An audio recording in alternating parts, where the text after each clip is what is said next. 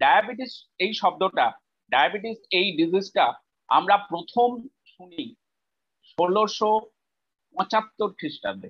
চিকিৎসা বিজ্ঞানে যোগ হয় এই ডায়াবেটিস কথাটা 1675 খ্রিস্টাব্দে, সালটা মনে রাখো। তারপর থেকে ধাপে ধাপে ধাপে ধাপে বিভিন্ন রকম ভাবে এটা বেড়েছে, এবং অ্যাট প্রেজেন্ট বা গত 50 বছর 60 বছর ধরে, হ্যাঁ কি পরিমাণ ডায়াবেটিক পেশেন্ট সেটা তো পুলক বলে গেল, কিন্তু গত প্রায় 30 40 50 বছর ধরে ডায়াবেটিসের সঙ্গেও আরো অজস্র ফিজিক্যাল হ্যাজার্ড যোগ হয়েছে, যেগুলো বলা হয় যে ডায়াবেটিসের সঙ্গে এগুলো থাকে। ডায়াবেটিসকে বলা হয় একটা মাদার ডিজিজ। এই রোগটা হলে আর সারে না। আপনি যখন ডক্টরের কাছে গেছেন, ডক্টর আপনাকে অবশ্যই বলেছে, বা যাদের ডায়াবেটিস আছে বা যাদের বাড়িতে কেউ না কেউ ডায়াবেটিক পেশেন্ট, ডক্টর তাদেরকে বলেছেন 3টে ডি আপনাকে মেনে চলতে হবে সব সময়, যদি এই রোগের হাত থেকে মুক্তি পাওয়া যায়। হ্যাঁ, ডাক্তারবাবু হয়তো আরো বড় মুখ করেও বলেছেন আপনাকে, আমি নিজে ডক্টর হয়েও বলছি যে বড় মুখ করে বলেছেন যে ক্যান্সারকে সারানো যায় না বা ক্যান্সারকে রুখে রাখা যায় না, কিন্তু ডায়াবেটিসের সুবিধাটা হচ্ছে ডায়াবেটিসকে রুখে রাখা যায়, কিন্তু 3 ডি কে যদি ফলো করা যায়, ফার্স্ট ডি হচ্ছে ডায়েট, সেকেন্ড ডি হচ্ছে ডিসিপ্লিন, থার্ড ডি হচ্ছে ড্রাগস মানে মেডিসিন, বলে ডাক্তারবাবু আপনাকে ওষুধ লিখে দিয়েছেন। ঘটনা হচ্ছে যে ফার্স্ট 1998 সালে প্রথম এডিএ, আমেরিকান ডায়াবেটিক অ্যাসোসিয়েশনে একটা রিপোর্ট জমা পড়ে যে ডায়াবেটিসকে রিভার্স করা যায়, ডায়াবেটিসকে সারানো যায়, কিন্তু সেটাকে কেউ গুরুত্ব দেয়নি, পাত্তা দেয়নি। কারণ হয়তো অনেকগুলো কারণ, প্রথম কথা বিশ্বাস করেনি, কারণ ডায়াবেটিস নিয়ে সারা পৃথিবীতে 4টে জিনিস ছড়িয়ে আছে মানুষের মধ্যে। এক হচ্ছে ব্রো সায়েন্স, যে যেটা কিনা যার কোনো সায়েন্টিফিক ভিত্তি নেই, মানুষের মনে এরকম হয়ে আছে, মানুষ ওই বিভিন্ন রকম তিতো খাচ্ছে, অমুক খাচ্ছে, তমুক খাচ্ছে, কি না ডায়াবেটিস সারবে, বিভিন্ন পাতা থেতো করে খাচ্ছে, ডায়াবেটিস সেরে যাবে, হয় না। দ্বিতীয় জিনিস যেটা আছে সেটা হচ্ছে ফেক নলেজ, যথেষ্ট জ্ঞান নেই ঠিক মতন ভাবে, হাফ ইনফরমেশন আপনার কাছে যেগুলো আছে, হাফ ইনফরমেশন। আর লাস্ট যেটা আছে সেটা হচ্ছে প্রোপাগান্ডা, প্রচার, যে ডায়াবেটিস একটা ক্রনিক ডিজিজ, এটাকে ছাড়ানো যায়, এবং এখান থেকে ধাপে ধাপে ধাপে ধাপে আপনাকে মেডিসিন ইনটেক করতেই হবে, আপনাকে ইনসুলিন নিতেই হবে, এবং বিভিন্ন রকম ভাবে খাওয়া দাওয়ার রেস্ট্রিকশন করে কোন রকমে না মরে বেঁচে থাকতে হবে, এটাই ডায়াবেটিস। কিন্তু 1998 সালে প্রথম জমা পড়ে এডিএতে, আমেরিকান ডায়াবেটিক অ্যাসোসিয়েশনে, যে ডায়াবেটিসকে রিভার্স করা যায়, কিন্তু সেটাকে কেউ গুরুত্ব দেয়নি বিভিন্ন কারণে। হয়তো এটাও হতে পারে প্রথমে বিশ্বাস করেনি, অথবা আর একটা ইনফরমেশন আপনাকে দিই, যে সারা পৃথিবীতে যে মেডিসিন কোম্পানিগুলো আছে তাদের টোটাল রোজগারের 42 to 47% প্রফিট আসে ডায়াবেটিস এবং ডায়াবেটিস রিলেটেড বিভিন্ন ডিজিজ থেকে, যে ডিজিজ গুলোকে বলা হয় যে ডায়াবেটিস থেকে আসে। তাহলে এতখানি ইনকাম, হ্যাঁ, সারা পৃথিবীকে চালায় কিন্তু বিজনেসম্যান, এটাও একটা বাস্তব। তো অনেকগুলো কারণ হতে পারে, ধাপে ধাপে দিন এগিয়েছে। 2017 সালে ফার্স্ট আবার এডিএতে, আমেরিকান ডায়াবেটিক অ্যাসোসিয়েশনে আবার কিছু ডক্টরের রিসার্চ পেপার জমা পড়ে যে হ্যাঁ ডায়াবেটিসকে রিভার্স করা যায়। 2017 হলো, 2016 হলো, 2017-তে ইএএসডি মানে ইউরোপিয়ান যে ডায়াবেটিক অ্যাসোসিয়েশন আছে, তারাও এই ব্যাপারটার দিকে নজর দিতে শুরু করে। 2019 সালে ইন্টারন্যাশনাল ডায়াবেটিক ফেডারেশন পুরো ব্যাপারটার উপর নজর দেয় এবং সারা পৃথিবীর বিভিন্ন বড় বড় ইউনিভার্সিটিকে যারা মেডিসিন নিয়ে কালচার করে তাদের উপর দায়িত্ব দেয় যে ব্যাপারটা কতখানি ঠিক সেটাকে দেখ। আস্তে আস্তে এগিয়ে চলেছে পুরো ব্যাপারটা, এবং রেজাল্ট কিন্তু ভীষণ ভালো। সারা পৃথিবীতে এই মুহূর্তে ডায়াবেটিক পেশেন্ট 700 কোটির মধ্যে 425 কোটি ডায়াবেটিক অথবা প্রি ডায়াবেটিক যারা ডায়াবেটিসকে নিয়ে রান করছে। সেখান থেকে ফেরার জায়গা নিয়েই আজকে কথা বলবো, ডায়াবেটিস রিভার্সাল জায়গাটা সম্বন্ধেও বললাম। এইবার আসি ডায়াবেটিস রোগটা আসলে কি।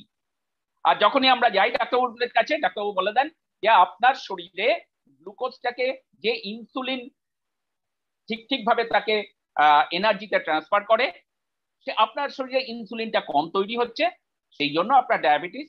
আপনাকে মিষ্টি কম খেতে হবে, লো কার্ব ফুড খেতে হবে, আপনাকে এক্সারসাইজ করতে হবে, মেডিসিন নিতে হবে টাইমে টাইমে, তাহলে আপনি ভালো থাকবেন। যেটা বলেছিলাম যে হাফ ইনফরমেশন, এটা কখনোই ফুল নয়। এটা আমি সেই জায়গাগুলোকে, সেই মিথগুলোকে আজকে ভেঙে দেওয়ার চেষ্টা করব আমার কথা দিয়ে। একদম শেষ পর্যন্ত থাকুন, শেষ পর্যন্ত শুনুন। আশা করছি অনেকটাই হেল্প করতে পারবো। যাদের বাড়িতে কেউ না কেউ ডায়াবেটিক পেশেন্ট আছেন, বা আপনারা যারা ডায়াবেটিক আছেন, আমি অবশ্যই কিছুটা হয়তো আশার আলো দেখাতে পারবো আজকে। সবার আগে বলে দিই যে এই যে ডায়াবেটিক রিভার্সাল, এই ব্যাপারটা নিয়ে আমি লেখাপড়া শুরু করি আজ থেকে বেশ কিছুদিন আগে। আমাদের সবার ওপরে যিনি রয়েছেন মিস্টার অভিজিৎ চক্রবর্তী, নিজে একজন নিউট্রিশনাল স্পেশালিস্ট, প্লাস ওনার হেলথের ওপরে বিশাল ডিগ্রি রয়েছে, আরো বিভিন্ন ব্যাপারের ওপর উনি যোগার ওপরে উনি গোল্ড মেডেলিস্ট। উনি ডায়াবেটিসের ওপর একটা পেশেন্ট করেছিলেন। ডায়াবেটিস রিভার্সাল কথাটা ফার্স্ট ওনার ওই কথা থেকে আমি মাথায় আসি, এবং সেটা নিয়ে লেখাপড়া করতে শুরু করি, বহু কিছু ঘাটি। এবং আজকে যে ডাটাগুলো আমি দিচ্ছি সেগুলো সবই বিভিন্ন মেডিকেল জার্নাল থেকে, বা এর পরেও যে কথাগুলো বলবো সেগুলো বিভিন্ন মেডিকেল জার্নাল থেকে নেওয়া, বা বিভিন্ন রকম গুগল থেকে সার্চ করে নেওয়া, ইউটিউব থেকে সার্চ করে নেওয়া। সুতরাং আজকে যে প্রোগ্রামটা হতে চলেছে, পুলক যেটা বলে গেল যে একটা যুগান্তকারী প্রোগ্রাম, হ্যাঁ, অভিজিৎ এবং সাগরিকা চক্রবর্তীর উইনিং টিমের তরফ থেকে আমি প্রত্যেককে এই জায়গাটা নিয়ে কাজ করার জন্য আমি প্রত্যেককে ওয়েলকাম জানাচ্ছি, এবং আপনারা যারা রয়েছেন তাদের সবাইকে ওয়েলকাম জানাচ্ছি। আশা করছি সেরকম কিছু আপনাদেরকে রিপ্রেজেন্ট করতে পারবো। চলে যাই এবার ডায়াবেটিসটা কি। ডায়াবেটিস বলা হয়েছে আপনার প্যানক্রিয়াস, লিভারের পেছনে যে প্যানক্রিয়াস থাকে এরকম জায়গায়, সেটা প্রপারলি কাজ করছে না, সে ইনসুলিন তৈরি করছে না। এইটুকু বলেই ডাক্তারবাবুরা দিয়ে দেন কি সিটাগ্লিপটিন জাতীয় কিছু মেডিসিন, যে কিনা প্যানক্রিয়াসকে রেগুলার স্টিমুলেট করবে, নিংড়ে কিছুটা ইনসুলিন বার করে নিয়ে চলে আসবে, কয়েকটা দিন ভালো থাকবেন, 6 মাস 1 বছর।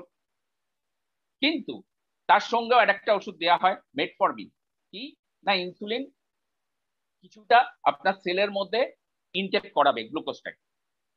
এইটুকু দেখা গেল এরকম ভাবে চলছে, ধীরে ধীরে মেডিসিনের বাড়ছে, পাওয়ার বাড়ছে, তার সঙ্গে সঙ্গে আরো বিভিন্ন হ্যাজার্ড তৈরি হচ্ছে, high blood pressure, cholesterol, triglyceride বাড়ছে, ওদিকে থাইরয়েড বাড়ছে, আপনি একটার পর একটা মেডিসিন ইনটেক করতে শুরু করছেন।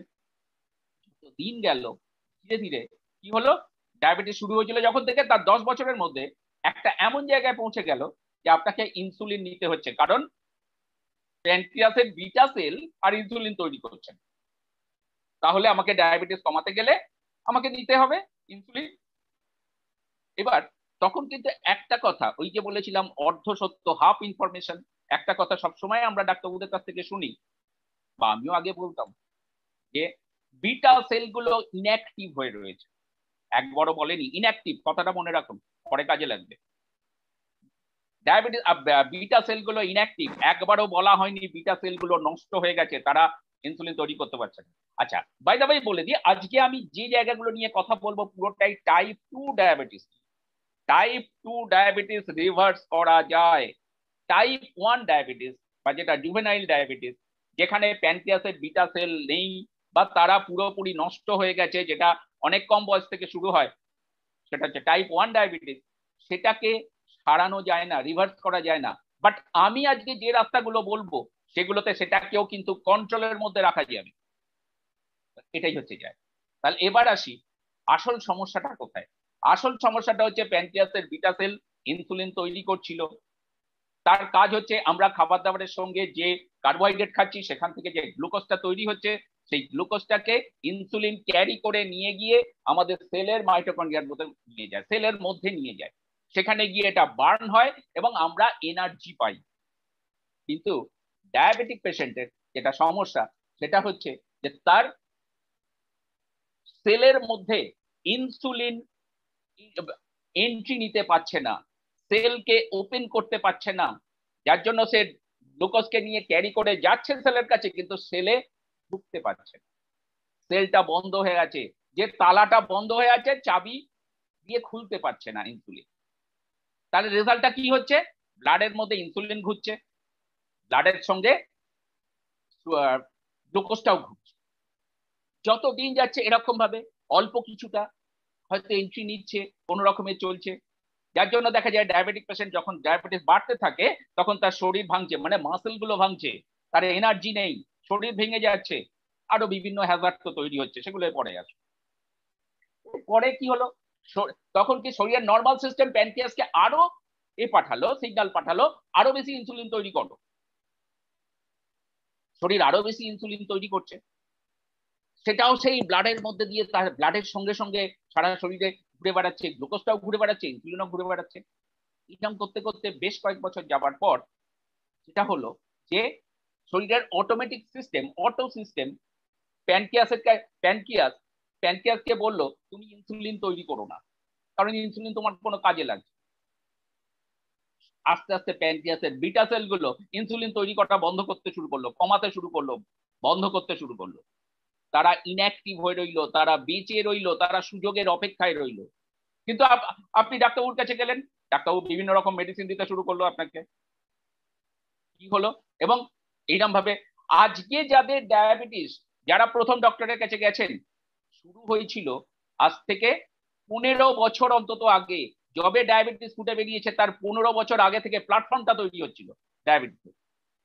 ডায়াবেটিসকে বলা হয় সাইলেন্ট কিলার, এটাও অর্ধ সত্য।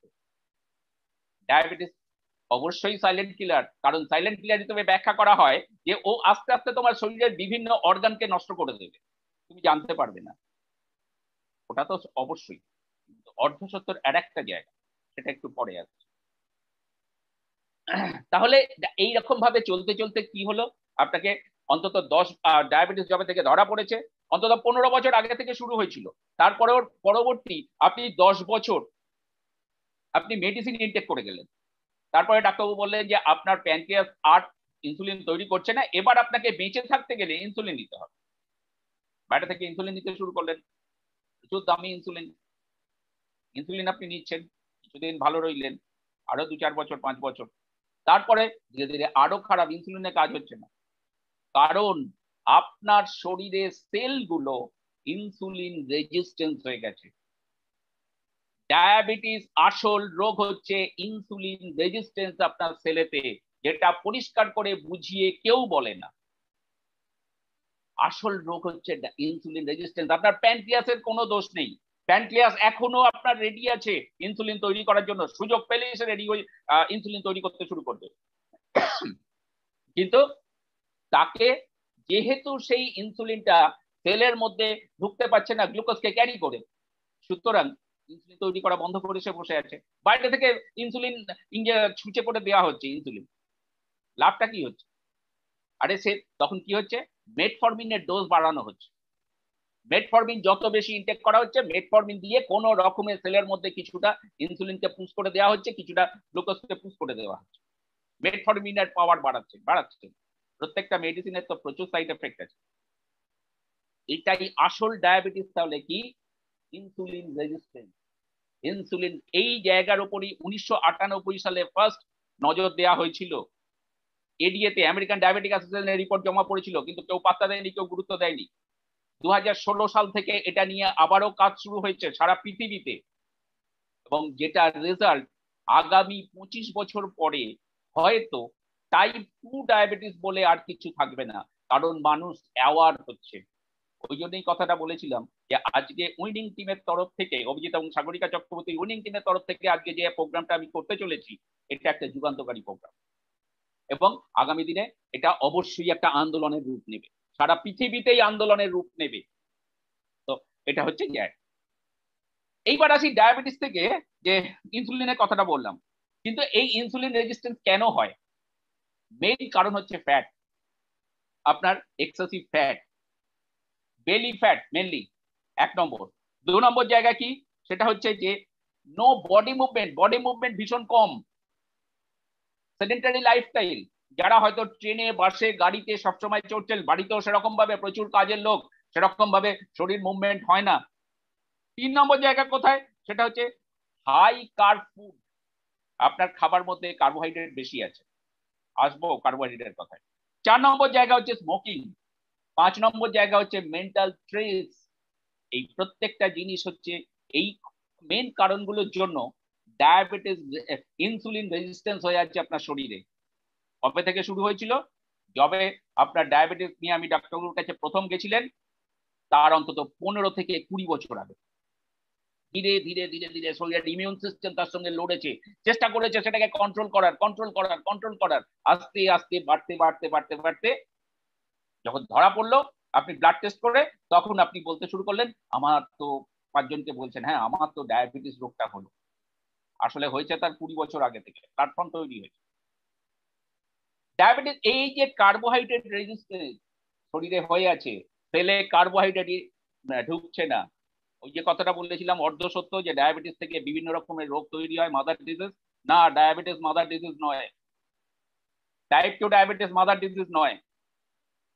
আসলে যে যে রোগগুলো ডায়াবেটিসের সঙ্গে রিলেটেড সেই প্রত্যেকটাই হচ্ছে কার্বোহাইড্রেট রেজিস্ট্যান্সের প্রবলেম। ফার্স্ট কি, হাই ব্লাড সুগার। খুব স্বাভাবিকভাবেই গ্লুকোজকে ইনসুলিন সেলের মধ্যে নিয়ে যেতে পারছে না, সেখানে বার্ন হচ্ছে না, গ্লুকোজ রক্তের মধ্যে গিয়ে ঘুরছে। এক। 2 নম্বর কি, থাইরয়েড, কার্বোহাইড্রেট রেজিস্ট্যান্স। 3 নম্বর কি, high blood pressure, carbohydrate resistance. 4 number কি, তার ব্লাডের লিপিড প্রোফাইল বাড়ছে, কোলেস্টেরল ট্রাইগ্লিসারাইড বাড়ছে, carbohydrate resistance. 5 number, hyperacidity. কোনোদিন শুনেছেন হাইপার অ্যাসিডিটি? প্রচন্ড ভাবে অ্যাসিডিটি নেই এরকম মানুষ খুব কম, অ্যাসিডিটি থেকেই ধীরে ধীরে বিভিন্ন রকম প্রবলেম তৈরি হয়। Hyper acidity, carbohydrate resistance.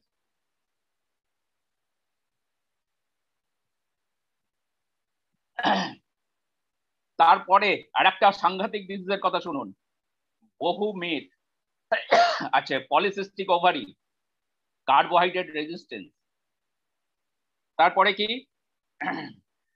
Cerebral attack, brain stroke, carbohydrate resistance. বলা হয় কি ডায়াবেটিস থাকলে এই রোগগুলো আসে, না, ডায়াবেটিস কার্বোহাইড্রেট রেজিস্ট্যান্সের জন্য ডায়াবেটিসও তৈরি হয়, কার্বোহাইড্রেট রেজিস্ট্যান্সের জন্য ব্রেন স্ট্রোকও তৈরি হয়, কার্ডিয়াক অ্যারেস্ট তৈরি হয়, থাইরয়েড তৈরি হয়, ব্লাডের কোলেস্টেরল ট্রাইগ্লিসারাইড বাড়ে, পলিসিস্টিক ওভারি তৈরি হয়, কার্বোহাইড্রেট রেজিস্ট্যান্স। আরো disease, depression, frustration, carbohydrate resistance. আরো কি, rheumatoid arthritis, carbohydrate resistance. Immunity power ধীরে ধীরে কমছে, কার্বোহাইড্রেট রেজিস্ট্যান্স। এই যে কোভিড এর সময় কোমরবিড বলে একটা কথা বারবার শুনেছেন, ইমিউনিটি পাওয়ার ভীষণ কম, কার্বোহাইড্রেট রেজিস্ট্যান্স মেইন জায়গা হয়ে আছে, কার্বোহাইড্রেট রেজিস্ট্যান্স। ওই যে কথাটা বলেছিলাম ডায়াবেটিসকে সাইলেন্ট কিলার বলা হয়, ডায়াবেটিসকে সাইলেন্ট কিলার বলা হয় এই জন্য যে কার্বোহাইড্রেট যে আপনার শরীর সহ্য করতে পারছে না, আপনার শরীর কার্বোহাইড্রেট সহ্য করে না, সেটা আপনি জানতেই পারেন না। আপনি প্রতিদিন প্রচুর পরিমাণে কার্বোহাইড্রেট ইনটেক করে গেছেন। আসবো সেই কথায়, অদ্ভুত আশ্চর্য হয়ে যাবার মতন কথাবার্তা কি বলবো। আরো কিছু কিছু ডিজিজ বলি, fatty liver, carbohydrate resistance. Neuropathy, নার্ভের problem, carbohydrate resistance. Alzheimer's, carbohydrate resistance. কিডনির প্রবলেম, কার্বোহাইড্রেট রেজিস্ট্যান্স। সবই কার্বোহাইড্রেট রেজিস্ট্যান্সের জন্য হয়ে আছে। রেটিনার প্রবলেম, কার্বোহাইড্রেট রেজিস্ট্যান্স। তাহলে আসল সমস্যা হচ্ছে কার্বোহাইড্রেট রেজিস্ট্যান্স। কিন্তু ধরুন কার্বোহাইড্রেট রেজিস্ট্যান্সের যে জায়গাটায়, ধরুন কেন তাকে সাইলেন্ট কিলার বলা হচ্ছে বা দীর্ঘদিন কেন আপনি বুঝতে পারেননি, 20 বছর ধরে প্ল্যাটফর্মটা তৈরি হয়েছে, কারণ আপনি তো কার্বোহাইড্রেট খেয়ে যে আপনার সমস্যাটা তৈরি হচ্ছে, আপনার শরীরে কার্বোহাইড্রেট নিতে পারছে না, সেটা তো আপনি জানতেই পারেননি। সাইলেন্ট কিলার এই জন্য বলা হয়, কার্বোহাইড্রেট আপনার শরীর নিতে পারে না, খুব স্বাভাবিক ব্যাপার এটা। ধরুন বহু মানুষ আছেন যারা দুধ খেয়ে হজম করতে পারেন না, তাদের কি হয়, গ্যাস হয়, অ্যাসিডিটি হয়, পেট ফুলে থাকে, উনি কি করেন, তারপরের দিন থেকে দুধ খান না, কারণ সেটার সঙ্গে সঙ্গে প্রবলেম তৈরি হয়। আমার নিজের যেমন ধরুন কাঁচা পেঁয়াজ খেলে আমার প্রবলেম তৈরি হয়, আমার অ্যালার্জিক রাইনাইটিসের মতন একটা প্রবলেম তৈরি হয় কাঁচা পেঁয়াজ যদি খাই, চোখের কোনটা কুটকুট করে, নাক জ্বালা করে। এবার ধরুন আমি তারপরেও দিনে 3 বার বা 4 বার করে কাঁচা পেঁয়াজ 20 বছর ধরে খেয়ে যাচ্ছি, কি হবে? অবশ্যই ভয়ঙ্কর ভয়ঙ্কর রোগ তৈরি। কারণ কিন্তু আমি সেটা কেন খাই না, আমি সঙ্গে সঙ্গে বুঝতে পারছি, কিন্তু কার্বোহাইড্রেট যে আপনার শরীরে বা আমার শরীরে গন্ডগোল তৈরি করছে, সেটা বুঝতে বুঝতে 20 বছর সময় চলে গেল। ওই জন্য বলা হয় এটাকে সাইলেন্ট কিলার। বুঝতে পারলাম ব্যাখ্যাটা? এবার আসি যে কারণটা কি? কার্বোহাইড্রেট কার্বোহাইড্রেট নিয়ে অনেকক্ষণ ধরে কথা বলি। কার্বোহাইড্রেট আমাকে কি করতে হবে আসল? তাহলে এই ইনসুলিন রেজিস্ট্যান্সের যে জায়গাটা, কার্বোহাইড্রেট রেজিস্ট্যান্স, কারণ আপনি এক্সেস কার্বোহাইড্রেট, আপনার শরীরে কার্বোহাইড্রেট টক্সিসিটি তৈরি হয়েছে, আপনার শরীরে কার্বোহাইড্রেট ওভারলোড তৈরি হয়েছে, সেইখান থেকে তৈরি হচ্ছে এত রকমের রোগ এবং ডায়াবেটিস, টাইপ 2 ডায়াবেটিস। তার সঙ্গে কি ফ্যাট রয়েছে, কার থেকে ফ্যাটও তৈরি হয়েছে, সেডেন্টারি লাইফস্টাইল আছে, সব মিলিয়ে ওই ইনসুলিন আমাদের বডি সেলগুলোর ওপরে ফ্যাটের লেয়ার তৈরি হয়েছে, মাসেলের মধ্যে ফ্যাট রয়েছে, ইনসুলিন গিয়ে গ্লুকোজটাকে ক্যারি করে নিয়ে গিয়ে সেলের মধ্যে এন্ট্রি নিতে পারছে না। এইবার দেখি যে আমরা সারাদিনে কি কি খাই। আমরা মাইক্রোনিউট্রিয়েন্টস, ম্যাক্রোনিউট্রিয়েন্টস খাই। তাহলে মাইক্রোনিউট্রিয়েন্টস, ভিটামিন, মিনারেল, সেখান থেকে সুগার বাড়ে না, তার মধ্যে গ্লুকোজ বাড়ে না, সেটা কার্বোহাইড্রেট নেই। প্রোটিন খাই, সেখান থেকে বাড়ে না। ফ্যাট খাই, সেখান থেকে বাড়ে না। তাহলে পড়ে রইল কি? ম্যাক্রোনিউট্রিয়েন্টস এর মধ্যে পড়ে রইল একমাত্র কার্বোহাইড্রেট খাই।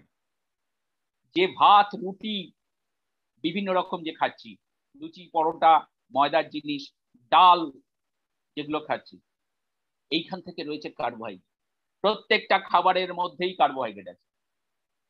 এইবার ধরুন আপনি সারাদিনে যা যা খাচ্ছেন, একজন যেসব মানুষরা দৈহিক পরিশ্রম করেন তাদের সারাদিনে 2200 ক্যালোরি দরকার হয়। যেসব মানুষরা কম পরিশ্রম করেন তাদের, ছেলেদের কথা বলছি, 1800 ক্যালোরি দরকার হয়। তাহলে এই 1800 ক্যালোরির মধ্যে আপনি সকাল থেকে রাত্রি পর্যন্ত হিসেব করুন কার্বোহাইড্রেট, দেখবেন আপনার 1800 ক্যালোরির মধ্যে 70-90% কার্বোহাইড্রেট রয়েছে। কারণ আপনি ডাল খাচ্ছেন, তার মধ্যেও কার্বোহাইড্রেট আছে। আপনি ভাত রুটি তো খাচ্ছেন, তার মধ্যে কার্বোহাইড্রেট আছে। লুচি পরোটা খাচ্ছেন, তার মধ্যে কার্বোহাইড্রেট আছে। সকালবেলা উঠে চা দিয়ে বিস্কুট খেলেন, তার মধ্যে কার্বোহাইড্রেট আছে, কারণ সেখানে ময়দা আছে, কার্বোহাইড্রেট আছে। সুগার ফ্রি বিস্কুট বলে যেগুলো বাজারে বিক্রি হয়, সুগার ফ্রি বিস্কুট বলে কিছু হয় না, তাতে চিনিটা মেশানো হয়নি। তাতে কি এসে গেল? প্রচুর পরিমাণে ময়দা ছাড়া বিস্কুট তৈরি হয়। কিছু বিস্কুট হয়, সেগুলো নিয়েও বলে দেবো। তাহলে সারা দিনে যা খাচ্ছেন তার 70-90% কার্বোহাইড্রেট। একজন মানুষের শরীর ম্যাক্সিমাম নিতে পারে 50-60% কার্বোহাইড্রেট সারা পৃথিবীর নিয়ম, আমরা সেটা জানি না। এই কার্বোহাইড্রেট নিয়ে একটুখানি বলি যে আমাদের এই যে ভাত রুটি, হ্যাঁ, খ্রিস্টপূর্ব 5000 থেকে 7000 যতটুকু খবর পাওয়া যায়, দেখা যায় তখনও ছিল ভাত রুটি। কিন্তু আমি বলেছিলাম 1635 সাল থেকে ফার্স্ট ডায়াবেটিসকে মানে মেডিকেল ডিকশনারিতে জায়গা পায়। কিন্তু এই 1675 খ্রিস্টাব্দ, এই 1600 খ্রিস্টাব্দ থেকে সারা পৃথিবীতে ধীরে ধীরে কার্বোহাইড্রেটকে মেইন ফুড হিসেবে ইনটেক করা শুরু হয়। এটাও ঘটনা। কার্বোহাইড্রেট আছে বহুদিন আগে থেকে, কিন্তু কেন না, যখন থেকে জনসংখ্যা বাড়তে শুরু করেছে, কার্বোহাইড্রেটের দাম কম, খুব সস্তায় পেট ভরানো যায়, গরিব মানুষের খাবার, ধীরে ধীরে ধীরে ধীরে সারা পৃথিবীতে তৈরি হয়ে গেছে কি কার্বোহাইড্রেট জাতীয় খাবার প্রচুর পরিমাণে ইনটেক করা। সেখান থেকে বিভিন্ন ভ্যারিয়েশন তৈরি হয়েছে কার্বোহাইড্রেটের খাবারের। আস্তে আস্তে কার্বোহাইড্রেট শরীরে ওভারলোড হচ্ছে, ধীরে ধীরে ডায়াবেটিস তৈরি হচ্ছে। আমেরিকার মতন দেশে 30.3% মানুষ ডায়াবেটিক, ভারতবর্ষে 46% মানুষ ডায়াবেটিক। সারা পৃথিবীতে ভারতবর্ষ দ্বিতীয় স্থানে, পুলক বলে গেল। তার আগে রয়েছে চায়না। প্রচুর মানুষ ডায়াবেটিক, কারণ প্রত্যেকটা দেশই কার্বোহাইড্রেট মেইন ফুড হিসেবে ইনটেক করে। যে যে খাবারগুলো খায় সেগুলো সবই কার্বোহাইড্রেট। এবার তাহলে বলে দিলাম যে কার্বোহাইড্রেট আমাদের শরীর কতটা নিতে পারে, ম্যাক্সিমাম 50-60%। আমাদের আপনি 1800 ক্যালোরি যদি ইনটেক করেন, তার 50-60% ম্যাক্সিমাম আপনার শরীর কার্বোহাইড্রেট নিতে পারে। তার বেশি হলেই ধীরে ধীরে ধীরে ধীরে কার্বোহাইড্রেট রেজিস্ট্যান্স তৈরি হবে। হয়তো ব্লাড সুগার হবে না, কিন্তু অন্যান্য যে ডিজিজ গুলো বললাম তার কোনো না কোনো একটা আপনার তৈরি হবে। তাহলে আসল সমস্যা কার্বোহাইড্রেট রেজিস্ট্যান্স, সেইটাকে কি করে কমাবো, সেই জায়গায় আসে। সব থেকে ভালো হয় কার্বোহাইড্রেট যদি 50%-এর নিচে থাকে, সারাদিনে আপনি যদি 1800 থেকে 2200 ক্যালোরি ইনটেক করেন, তাহলে তার মধ্যে যদি 500 ক্যালোরি ম্যাক্সিমাম কার্বোহাইড্রেট থাকে, তাহলে আপনি সুস্থ হবেন। এবং এই জায়গা থেকে এই ডায়াবেটিস রিভার্সাল শুরু হলো। পুরোটা শুনুন, কাজে অনেকটাই আরো অনেক কিছু জানতে পারবেন। দুটো শব্দ পরিষ্কারভাবে মনে রাখতে হবে। একটা হচ্ছে আপনি যে ফুড, গ্লাইসেমিক ইন্ডেক্স এবং গ্লাইসেমিক লোড। খুব সহজ, কোনো ডায়েটিশিয়ানের কাছে যেতে হবে না, কারণ কেউ আপনাকে প্রপার হয়তো হয়তো হয়তো প্রপার রাস্তা নাও দেখাতে পারেন, বা সেখানেও অনেক বেশি টাকা পয়সার খরচা। একজন ডায়েটিশিয়ানের ভিজিটি হচ্ছে 1400 থেকে 2000 টাকা। নিজেই নিজেরটা করে নিতে পারেন, ভীষণ সহজ। আপনি সারাদিন যে যে জিনিসগুলো খান, ইনটেক করেন, তার গ্লাইসেমিক লোড দেখুন, মানে তার মধ্যে কতটা কার্বোহাইড্রেট আছে। আপনাকে বলেছি যে আপনাকে 500-র মধ্যে মেপে রাখতে হবে, আটকে রাখতে হবে কার্বোহাইড্রেটকে। ডায়াবেটিস রিভার্সাল ডায়াবেটিক পেশেন্টও করতে পারেন, সুস্থ মানুষও করতে পারেন। সুস্থ মানুষ যদি করেন, আপনাকে ওই যে ডিজিজ গুলোর কথা বললাম একটাও হবে না। আর ডায়াবেটিক পেশেন্ট ধীরে ধীরে ডায়াবেটিস রিভার্স হবে, টাইপ 2 ডায়াবেটিস রিভার্স হবে যদি কার্বোহাইড্রেটকে নামিয়ে আনতে পারেন।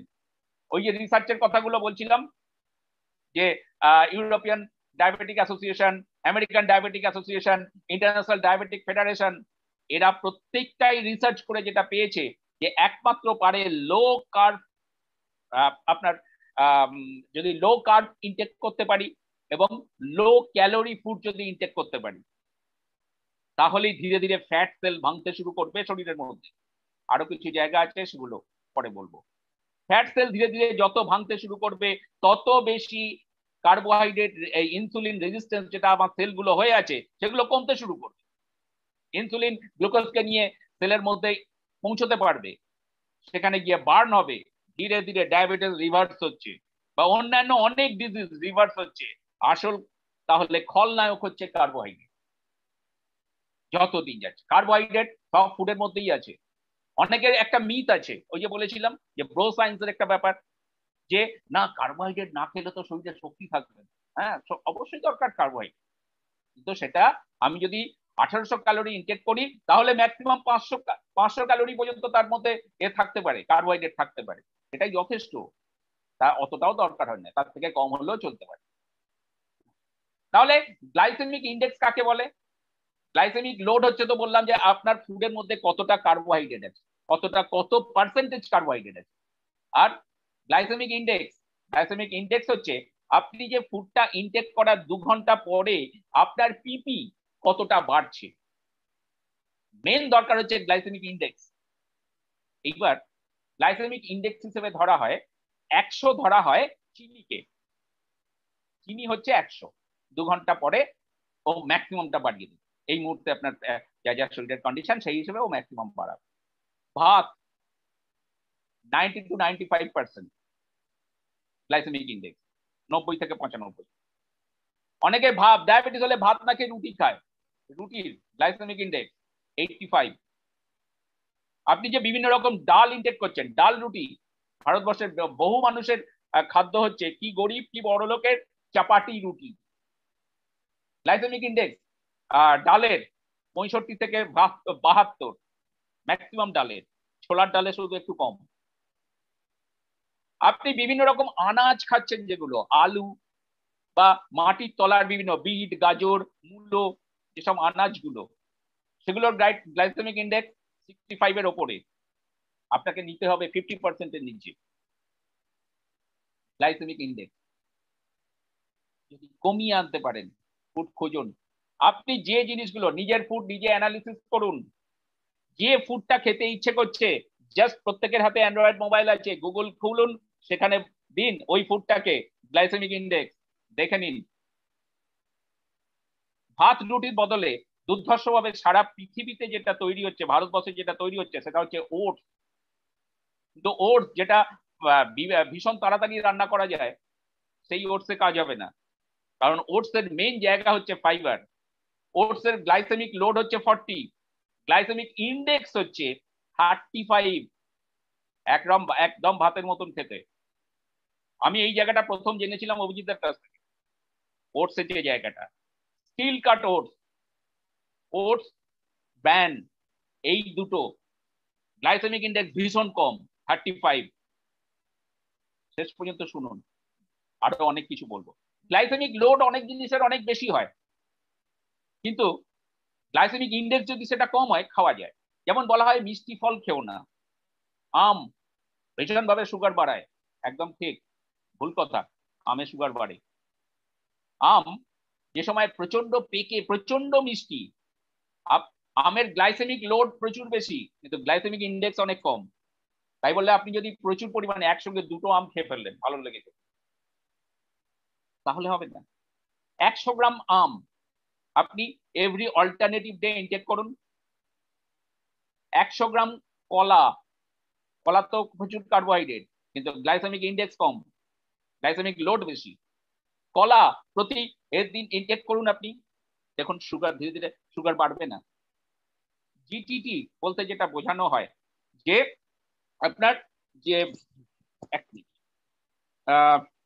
গ্লুকোজ টলারেন্স বলতে যেটাকে বোঝানো হয়, বাড়িতে যাদের ডায়াবেটিস আছে তাদের প্রত্যেকেরই বাড়িতে ছুটফুটিয়ে দেখে নেওয়া যায়। গ্লুকোজ টলারেন্স টেস্টটা দেখুন কতখানি বাড়ছে আপনার। এই প্রত্যেকটা খাবার, নিজের খাবার নিজে ঠিক করুন। ভাত রুটির বদলে ওটসের আটাও পাওয়া যায়, যাদের লুচি পরোটা রুটি খেতে ইচ্ছে করছে খান না। মাছ মাংস সব তরি তরকারি খান, সবজি পাতি, আনাজ নয়, আলু বা মাটির তলার জিনিসগুলোকে যতখানি সম্ভব অ্যাভয়েড করুন, কারণ ওদের গ্লাইসেমিক ইন্ডেক্স ভীষণ হাই, খুব তাড়াতাড়ি বাড়িয়ে দেয়। গ্লাইসেমিক লোডও হাই, গ্লাইসেমিক ইন্ডেক্সও হাই, তাহলে দরকার গ্লাইসেমিক ইন্ডেক্স কমিয়ে দেওয়া। বিস্কুট, আপনি যদি নেট ঘাটেন, ইউটিউব গুগল ঘাটেন, তাহলে ওটসের আটা পাবেন, কিনে নিন অ্যামাজন ফ্লিপকার্ট থেকে। বহু বড় বড় কোম্পানি আছে, ডাইভেক্সি বলে একটা কোম্পানি আছে, কিটো আছে। আমি এগুলোর নাম করছি এই জন্য যে আমরা যে কোম্পানির সঙ্গে আজকে যুক্ত তাদের এই জাতীয় ফুড নেই, কিন্তু ওই কোম্পানিগুলোর প্রত্যেকেরই সারা ওরা কি বলবো একটা ওদের মানে কাজের মধ্যে রয়েছে যে কি করে ডায়াবেটিসকে কন্ট্রোল করা যায়। এইবার ওদের বিভিন্ন রকম জিনিস আপনি ইনটেক করতে পারেন, ওদের যে বিস্কুট গুলো না সেখানে এ নেই, আটা নেই, ময়দা নেই, এরকম বিভিন্ন কোম্পানি আছে, আমার মনে পড়লো হঠাৎ বলে একটা দুটো কোম্পানির নাম বলে ফেললাম। তাহলে এতক্ষণ আমি বললাম নিজের ফুড, নিজের গ্লাইসেমিক ইন্ডেক্স এবং গ্লাইসেমিক লোড মনে রাখুন। যে ফুডগুলো চুজ করবেন সেগুলোকে গ্লাইসেমিক লোড কম হলে ভালো হয়। গ্লাইসেমিক ইন্ডেক্স 40-এর নিচে খুঁজে বার করুন আপনার যেসব ফুডগুলো ভালো লাগে। যথেষ্ট মাছ মাংস খান, ডিম খান, সবকিছু খান, বিভিন্ন রকম শাকসবজি তরকারি তৈরি করে খান, আর যা যা ভালো লাগে খান। ডালটাকে অ্যাভয়েড করুন, ছোলার ডাল খেতে পারেন, ডালটা যতখানি কম পাওয়া যায়, বাদ বাকি সব ইনটেক করুন। কার্বোহাইড্রেট, আপনার শরীর থেকে কার্বোহাইড্রেট কমছে, ইনসুলিন রেজিস্ট্যান্স কমছে, এবং শুধুমাত্র ডায়াবেটিস না, ডায়াবেটিস ছাড়া আরো যে ডিজিজ গুলো এগুলো প্রত্যেকটা কমছে। আমি 3টে ডি নিয়ে কথা বলবো বলেছিলাম। ফার্স্ট ডি হয়ে গেল ডায়েট, সেকেন্ড ডি হচ্ছে ডিসিপ্লিন। রিভার্স করতে গেলে ডিসিপ্লিন অবশ্যই দরকার। ইনসুলিন রেজিস্ট্যান্স কমাতে গেলে সেকেন্ড যে প্রসেস, সেকেন্ড যে জায়গাটা সেটা হচ্ছে যে আপনাকে অবশ্যই আপনাকে আসতে হবে যে রেগুলার ফিজিক্যাল অ্যাক্টিভিটিস এর মধ্যে। তার মধ্যে খুব সহজ, ডায়াবেটিক পেশেন্টদের কেন এটা আরো অনেক রকম এক্সারসাইজ হয় বলা যায় সেগুলো, কিন্তু ডায়াবেটিক পেশেন্ট যখন যারা ডায়াবেটিসে ভুগছেন তাদের এমনিতেই যেহেতু সেলের মধ্যে গ্লুকোজ যাচ্ছে না, সেটা বার্ন হয়ে এনার্জিতে ট্রান্সফার হচ্ছে না, সুতরাং এক্সারসাইজ করতে ইচ্ছে করে না, যার রেজাল্ট হচ্ছে আপনি প্রচুর করতে পারেন না। এই জন্য ডিসিপ্লিনের মধ্যে আনছি, হ্যাঁ করতে হবে। 30 থেকে 45 মিনিট রেগুলার হাঁটা, আপনি যতটা জোরে হাঁটতে পারেন সেইটুকু, ফার্স্ট এটা দিয়ে শুরু করুন। তার মধ্যে অন্তত 15 মিনিট হোক অ্যান্টি গ্র্যাভিটি ওয়াক, মানে সিঁড়ি দিয়ে উঠুন, বাড়িতে যে বাড়িতে আছেন তার একতলা থেকে ছাদে উঠুন, একতলা থেকে দোতলায় উঠুন, আবার নামুন, আবার দোতলায় উঠুন, আবার নামুন, আবার দোতলায় উঠুন, আবার নামুন। 45 মিনিট যেটা হাঁটবেন 30 মিনিট এমনি হাঁটুন, 15 মিনিট অ্যান্টি গ্র্যাভিটি এক্সারসাইজ করুন। যত অ্যান্টি গ্র্যাভিটি এক্সারসাইজ করবেন আপনার সেল, প্যানক্রিয়াসের বিটা সেলগুলোকে মেসেজ পাঠাবে যে আমার এনার্জি দরকার, তুমি ইনসুলিন তৈরি করো, পাঠাও আমাকে, প্রডিউস করো আমাকে, এবং সঙ্গে সঙ্গে সে নিজে আরো বেশি অ্যাবজর্ব করতে শুরু করবে, ইনসুলিন রেজিস্ট্যান্স ভেঙে যাচ্ছে। সেকেন্ড জিনিস ডিসিপ্লিনের আরেকটা জায়গা কি, আরেকটা জায়গা অনেক সময় এক্সারসাইজ করতে ইচ্ছে করে না, আজকে আপনি শুনলেন এক্সাইটেড হয়ে গিয়ে শুরু করলেন, ডায়াবেটিস রিভার্সের জায়গার জন্য কিন্তু ডিসিপ্লিন ভীষণ দরকার, কিন্তু 5 দিন পরে আর করতে ইচ্ছে করলো না। প্রোকাস্টিনেশন চেপে ধরলো, গড়িমসি। প্রোকাস্টিনেশনকে ওভারকাম করার সব থেকে সহজ রাস্তা হচ্ছে সকালবেলা ঘুম থেকে উঠেছেন, আপনার আজকে আর কিছুতেই হাঁটতে ইচ্ছে করছে না, শুরু করে দিন। প্রোকাস্টিনেশনকে ভাঙার একটাই রাস্তা, শুরু করে দিন, দেখুন আপনি ঠিক কমপ্লিট করে ফেলবেন। ওই একটা কয়েক সেকেন্ডের মেন্টাল স্ট্রেন, চলো আমি শুরু করব, চলো আমি এটা করব। হ্যাঁ, ডায়াবেটিক পেশেন্টদের এটা সমস্যা, কারণ এনার্জি কম থাকে তাদের শুরু, কিন্তু শুরুটা করে দিন। বেশি দিন নয়, যে কোনো কাজ বলা হয় 19 দিন এক নাগাড়ে করলে সেটা অভ্যেসে চলে আসবে, আর 19 দিনের মধ্যে আপনার ডায়াবেটিস একদম কন্ট্রোলে চলে আসবে। আর ওটা কি কি, লুকিয়ে চুরিয়ে মিষ্টি খেয়ে ফেলা চলবে না। আপনি রিভার্সাল প্রসেসের মধ্যে দিয়ে যখন যেতে শুরু করবেন, এটা যদি আপনার কাল থেকে শুরু হয়, বা আপনি আপনারা যাদেরকে বলবেন, যে শুনছেন যারা, যদি শুরু হয় তাদেরকে বলুন যে লুকিয়ে চুরিয়ে মিষ্টি খাওয়া চলবে না। বাড়ির লোক মিষ্টি খেতে দেয় না, বাইরে দোকানে গিয়ে মিষ্টি খেয়ে আসে, অবশ্যই মিষ্টি খান না। প্রচুর বড় বড় কোম্পানি আছে অনলাইনে পাওয়া যায়, যেখানে এতটুকু কার্ব নেই, এতটুকু মিষ্টি নেই, একই রকম হট গোলাপ জাম, বিভিন্ন রকম সন্দেশ, অসাধারণ খেতে, অনলাইনে আনান, খান। যখন খেতে ফ্রিজে রেখে দিন, যখন খেতে ইচ্ছে করবে একটা দুটো করে খান না, এতটুকু সুগার বাড়বে না। বিভিন্ন রকম বিস্কুট, সকালবেলা বিস্কুট না হলে চা খাওয়া যায় না, ওই জন্য সুগার ফ্রি বিস্কুট কিনে নিয়ে আসি। বহু রকম দারুণ দারুণ বিস্কুট পাওয়া যায়, যে বিস্কুটটাই কিনবেন, অনেকেই লিখে রাখে সুগার ফ্রি, যে বিস্কুটটা আপনার দেখে অনলাইনে পছন্দ হবে বা আপনাকে দোকানদার বলবে, সেই বিস্কুটের নামটা নিয়ে এসে গুগলে ফেলুন। প্রত্যেকটা প্রোডাক্টের গ্লাইসেমিক ইন্ডেক্স এবং গ্লাইসেমিক লোড লেখা থাকে, আপনি গুগলে ফেলুন, সঙ্গে সঙ্গে পেয়ে যাবেন। এটা খাবেন কিনা নিজে। তাহলে এখানে গেল খাবারের জায়গাটা। 3 নম্বর আসি ডায়েটারি সাপ্লিমেন্টস। ডায়েটারি সাপ্লিমেন্টস কেন দরকার, এবার আমি বলেছিলাম 3 নম্বর ডি বলবো। ডায়েটারি সাপ্লিমেন্টস কেন দরকার? ডায়েটারি সাপ্লিমেন্টস অবশ্যই দরকার। সাপ্লিমেন্টস কি কাজ করে? আপনাকে restore from sick to health, আপনাকে আবার সুস্বাস্থ্যে প্রতিস্থাপন করে। আপনার যে রোগটা আজকে হয়েছে, ডায়াবেটিস বলুন বা অন্যান্য যে সব তার সঙ্গে রিলেটেড হ্যাজার্ড যেগুলো, সেগুলো কি বলেছি, আপনি ডাক্তারবাবুর কাছে যাবার অন্তত 20 বছর আগে থেকে শুরু হয়েছিল। পুরো আপনার শরীর অত্যাধিক কার্বোহাইড্রেট নিতে নিতে নিতে নিতে কি হয়েছে, মেটাবলিক ডিসঅর্ডার তৈরি হয়ে গেছে।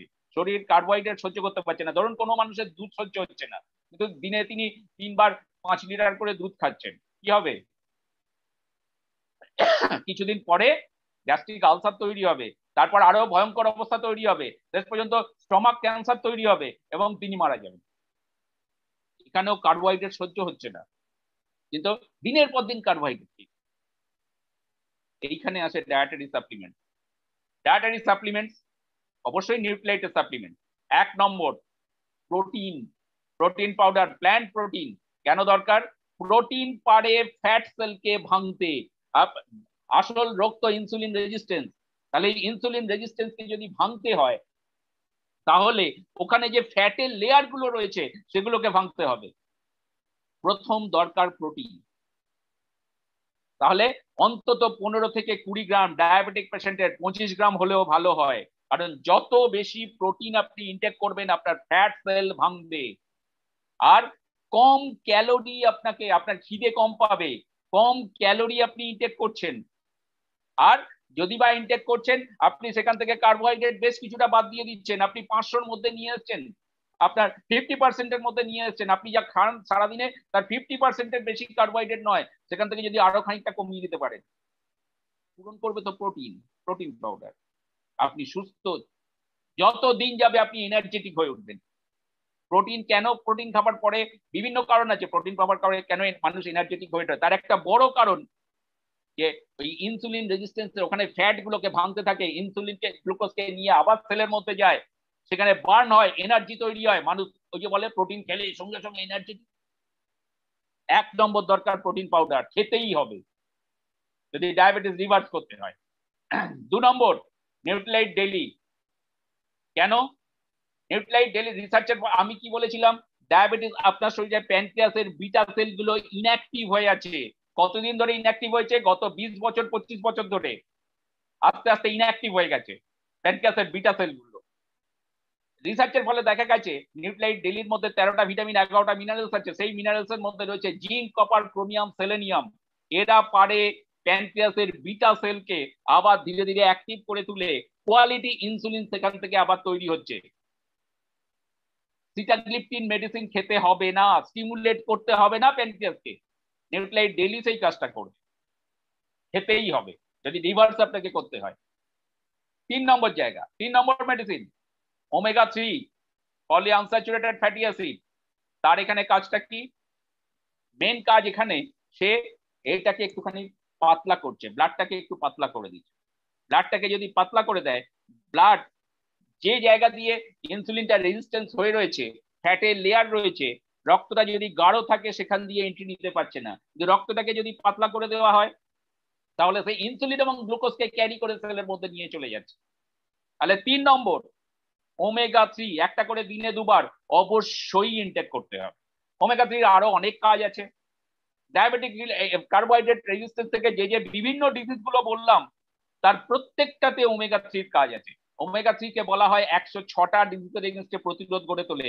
তার মেন কারণ কিন্তু ওই জায়গাটা, কার্বোহাইড্রেট রেজিস্ট্যান্সের জায়গায় ও কাজ করে যাচ্ছে। কি হার্ট অ্যাটাক রুখছে, কি রিউমাটয়েড আর্থারাইটিসে কাজ করছে, কি পলিসিস্টিক ওভারিতে কাজ করছে, কি ফ্যাটি লিভারে কাজ করছে, কি কিডনির প্রবলেমে, কি রেটিনার প্রবলেমে, সব জায়গায় ওমেগা 3 কাজ করে যাচ্ছে। তার মেন কারণটা হচ্ছে কিন্তু এইটা। তাহলে ওমেগা 3 আমাকে ইনটেক করতেই হবে। 4 নম্বর জায়গা ফাইবার। ফুডেতে যদি প্রচুর পরিমাণে ফাইবার থাকে বা আপনার পাকস্থলীতে যদি প্রচুর পরিমাণে ফাইবার থাকে তাহলে আপনি যদি কোনো সময় গ্লাইসেমিক লোড একটু বেশি আপনার খাবারের মধ্যে রয়েছে বা গ্লাইসেমিক ইন্ডেক্স জাতীয় খাবার আপনি একটু বেশি কোনোদিন লোভ করে খেয়ে ফেলেছেন, আমাদের ফাইবার যদি থাকে আপনার পেটের মধ্যে বা খাবারের পরে যদি আপনি 1 চামচ ফাইবার খেয়েছেন তাহলে কখনোই গ্লাইসেমিক ইন্ডেক্সটাকেও বাড়তে দেবে না। ওর গ্লাইসেমিক ইন্ডেক্স আপনার গ্লুকোজ টলারেন্স টেস্ট করলে ও কখনোই দেখা যাবে না 2 ঘন্টার মধ্যে ম্যাক্সিমাম বাড়িয়ে দিয়েছে। আপনি হয়তো গ্লাইসেমিক ইন্ডেক্স একটু বেশি ওলা খাবার আপনি খেয়ে ফেলেছেন। তাহলে 4 নম্বর বললাম কি, আমাদের নিউট্রিলাইট ফাইবার খেতেই হবে। যেগুলো আমি বলছি আপনি যদি রিভার্স করতে চান, ডায়াবেটিসকে যদি রিভার্স করতে চান বা ওই যে বড় বড় ডিজিজগুলোর কথা বললাম ওদের এগেইনস্টে যদি প্রতিরোধ গড়ে তুলতে চান, এই 4 সাপ্লিমেন্ট গুলো খেতেই হবে। 5 নম্বর জায়গায় আসি, মেন সাপ্লিমেন্ট আর একটা আমাদের মধুনাশিনী বলে একটা সাপ্লিমেন্ট রয়েছে।